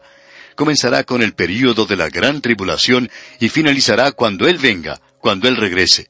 Bien, amigo oyente, vamos a detenernos aquí por hoy. Dios mediante, en la próxima oportunidad, vamos a pasar de las tinieblas a la luz del día y podremos observar las bendiciones que están guardadas para entonces. Le invitamos pues a que nos acompañe. Mientras tanto, le sugerimos que usted lea el resto de este capítulo 3 de Sofonías y se familiarice con su contenido y que asimismo lo estudie y así estará mejor informado y más preparado para nuestro próximo estudio. Es nuestra oración que Dios le bendiga en gran manera. Continuamos hoy, amigo oyente, recorriendo este libro de Sofonías. Y estamos ahora en el capítulo 3 y la tormenta ya ha pasado en lo que a este libro se refiere. Este pequeño libro comienza con unos presentimientos terribles. Principia con un retumbar de juicios que son inquietantes y siniestros. En nuestro programa anterior observamos los primeros versículos de este capítulo 3, y allí pudimos apreciar el juicio de la ciudad de Jerusalén. Y era algo realmente aterrador de ver. Y también es aterrador cuando uno llega a la última parte, y allí es un cuadro del período de la gran tribulación, cuando Él juzga a todas las naciones que serán llevadas contra Jerusalén en aquel día postrero. Así es que, en realidad, tenemos aquí dos clases de juicio. El juicio de Dios de su propio pueblo, y eso siempre es un castigo, porque el Señor al que ama, disciplina. Y luego Dios debe juzgar al mundo incrédulo, y ese es el cuadro que tenemos ante nosotros en este pequeño libro. Así es que tenemos aquí resumido todo aquello que se puede representar por la actividad de la naturaleza: un huracán, una inundación, una tormenta de nieve, un terremoto, todo esto junto. Al leer esto, uno pensaría que Dios es vengativo, que Él es cruel, que es brutal, que no tiene ninguna clase de sentimiento y que no se conmueve para nada. Pero usted recuerda la historia que contamos al principio del estudio de este libro, y es una historia que ilustra lo que enseña Sofonías. Es la historia de aquel hombre que tomó a su hijita en la oscuridad de la noche, la sacó urgentemente de su hogar, y parecería que alguien estuviera robando, raptando a esa niña, y era algo realmente terrible cuando ese hombre se le entregó a otro cómplice, quien a su vez clavó un objeto cortante en las entrañas de la niña. Eso era algo realmente terrible. Pero cuando uno llega a conocer la historia completa, puede entonces apreciar que se trata de un padre que tenía una pequeña hija y que esta niña había sufrido un ataque de apendicitis. Así es que esa noche, cuando él fue a tomarla en sus brazos, la sacó urgentemente de la casa para llevarla al hospital, la puso en las manos del médico, y todo fue hecho con mucha ternura. Y nosotros descubrimos hoy que nuestro gran médico, Él toma a los suyos y coloca a aquellos a quienes ama sobre la mesa de operaciones y aún en juicio. Dios es amor. Y cuando Él está juzgando a los que no son salvos, y cuando Él está juzgando a aquellos que son suyos, Dios es amor. Vimos en la oportunidad anterior que está a punto de caer el telón final en este mundo en el cual vivimos. Algún día, el día de este pequeño hombre que habita la tierra concluirá, y entonces el juicio vendrá para la humanidad perdida. Pero Dios restaurará a sus propios hijos, y vamos a ver que lo que hemos padecido aquí es en realidad una bendición oculta. Con eso en mente, entremos al estudio hoy, y al hacerlo, permítame contarle otra pequeña historia. Es una historia que le sucedió a un joven que estaba estudiando en una universidad. Él estaba lejos de su hogar, y las cosas se pusieron un poco difíciles. Las lecciones que tenía que estudiar no eran fáciles. Él extrañaba su hogar, y decidió escribir a su casa y dijo: «Papá, es muy difícil vivir aquí. Las tareas, los deberes son bastante pesados. La vida en el dormitorio es muy estricta. Yo extraño mi casa y quiero regresar al hogar». El padre responde a esa carta con una nota muy severa y le dice: «Tú debes permanecer allí, tú debes estudiar mucho, tienes que dedicarte al estudio, debes trabajar mucho». Y cuando el muchacho recibe esa carta dice: «Yo no creo que mi papá me ame más. Mi papá no me ama más, o si no, no me diría que continúe en esta tortura por la cual estoy pasando aquí». Amigo oyente, nosotros tenemos un Padre Celestial que nos está diciendo: permanece allí donde estás. Estás en la universidad de la vida. Yo estoy preparando algo para ti, y también te estoy preparando para que estés en ese lugar, y te estoy preparando allí en el mundo. Con esto en mente, entonces, estudiemos lo que tenemos delante de nosotros hoy. El versículo 9 de este capítulo 3 de Sofonías dice: «En aquel tiempo devolveré yo a los pueblos pureza de labios, para que todos invoquen el nombre de Jehová, para que le sirvan de común consentimiento». Dios tiene este propósito para el futuro lejano. Es llamado el propósito teológico de Dios, y nosotros lo vamos a descubrir a través de esta sección aquí, porque ahora nosotros estamos en la luz. Ya no estamos más en las tinieblas del juicio, ya no estamos más en el día de Jehová que comienza con la noche. Ya ha salido el sol, y está amaneciendo, está comenzando la luz sobre la humanidad. Porque Él dice aquí: «En aquel tiempo devolveré yo a los pueblos pureza de labios». Aquí Él está hablando de una forma de expresarse pura. No quiere decir que todos van a terminar hablando el idioma hebreo. Hay muchas personas que opinan esto. Él no va a hacer que este pueblo hable otro idioma, es decir, hacer algún idioma desconocido que todo el mundo llegará a hablarlo. Lo que dice aquí, pureza de labios, no es lo que algunos de nosotros hemos pensado. Pensábamos que se refería al hablar de la manera en que hablamos nosotros. Inclusive, hay algunos que dicen que el castellano es lo que será considerado el idioma del cielo. Pero no es eso lo que se indica aquí, amigo oyente. Aquí se habla de una pureza de labios. O sea que el lenguaje será puro, no habrá blasfemias, no habrá nada que sea vulgar o vil, no habrá nada que sea repugnante. Un creyente contaba en cierta ocasión que tenía una vecina, muy amable por cierto, en muchas formas, pero que era inconversa, y tenía una lengua muy mala. Tenía una de las peores lenguas que uno pueda llegar a conocer. Era tal la forma de hablar de ella que ofendía a las personas del vecindario, porque cuando ella se enojaba, todo el vecindario podía escuchar lo que ella decía. Era algo terrible, por cierto. Era tan mala la forma de hablar de ella que algunos querían llamar a la policía. Bueno, amigo oyente, en el cielo no hablará nadie de esa manera, porque allí va a ser exactamente lo que se indica aquí, que la gente va a tener pureza de labios. Habrá pureza de pensamiento, de acción y de palabra. Eso es lo que se menciona aquí. Y no habrá allí rebelión contra Dios en aquel día. Será un cielo, y allí va a ser un buen vecindario para vivir. Va a ser algo verdaderamente glorioso. Usted va a tener unos vecinos muy buenos allá arriba, se lo aseguramos. Y ahora en el versículo 10 de este capítulo 3 de Sofonías leemos: «De la región más allá de los ríos de Etiopía me suplicarán, la hija de mis esparcidos traerá mi ofrenda». Este versículo de las Escrituras ha sido traducido e interpretado de muchas maneras, y hay muchos que interpretan aquí como que el arca se encuentra en Etiopía y que será llevada a Jerusalén en esa oportunidad. Amigo oyente, nosotros no creemos que esto tenga referencia a eso en este versículo. Quiere decir que la nación de Etiopía, como tal, entrará al reino milenario. Creemos que eso es lo importante de notar de nuestra parte, y la ofrenda de la cual se habla aquí es la ofrenda que Cristo ha hecho. Hay muchos mitos, y aún en el presente, las tribus en Abisinia y Etiopía dicen que son semitas y utilizan esa expresión, pero es como la palabra filisteo, que significa inmigrante. Ellos reclaman que pueden seguir sus orígenes hasta Israel, que son israelitas. De hecho, el antiguo rey de Etiopía decía que él era del linaje de Salomón, porque cuando la reina de Sabá fue a visitar a Salomón, tuvo un hijo de él. Bueno, quizá eso sea acertado. Probablemente es cierto, pero creemos que estamos suponiendo mucho más de lo que se dice aquí. Creemos que conviene dejar esto tal cual está expresado en este versículo. Pasemos ahora al versículo 11. En aquel día no serás avergonzada por ninguna de tus obras con que te rebelaste contra mí, porque entonces quitaré de en medio de ti a los que se alegran en tu soberbia, y nunca más te ensoberbecerás en mi santo monte. Él está hablando ahora a los suyos. Hemos visto que una de las cosas por las cuales Dios estaba juzgando a esta nación era porque allí no había ninguna vergüenza. La gente no sentía vergüenza por la inmoralidad grasa que existía entonces. Ellos no tenían ninguna vergüenza. Era como los pecados que se cometían en el pasado. Estos eran hechos siempre en secreto, pero ahora, en nuestros días, se hacen abierta y descaradamente. Pero el pueblo de Dios nunca llegará hasta el punto donde quede satisfecho con el pecado. Si usted vive en el pecado, usted puede estar seguro de una cosa, amigo oyente, que usted no es un hijo de Dios. Usted, según su propio punto de vista, puede sentirse feliz siguiendo en el pecado. Pero usted no es un hijo de Dios. Es como lo que sucedió con el hijo pródigo.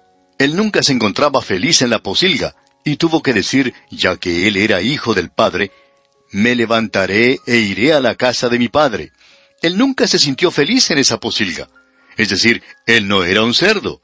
Los únicos que aman las posilgas son los cerdos, pero los hijos de Dios no aman las posilgas. Ellos quieren regresar a la casa del Padre porque ellos tienen la naturaleza del Padre.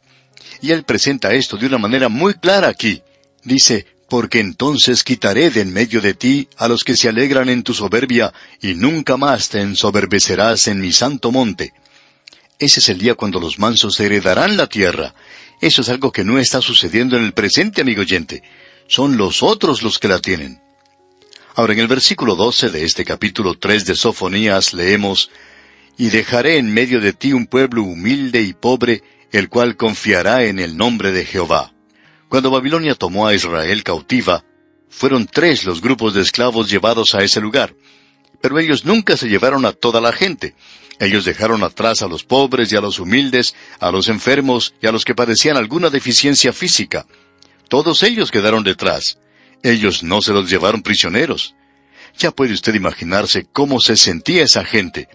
Era algo terrible llegar a Babilonia como esclavos, pero era algo en realidad peor el ser dejado atrás. Dios dice que Él va a cuidar del humilde y del pobre. Y usted puede darse cuenta de esto a través de toda la Escritura. Ya hemos señalado esto anteriormente. El Señor siempre menciona el hecho de que algún día Él verá que el pobre reciba lo que merece, de que el pobre sea tratado correctamente. El único que tiene un programa efectivo para el pobre en este mundo es el Señor Jesucristo. Si usted es pobre y necesitado, a Él es a quien tiene que dirigirse.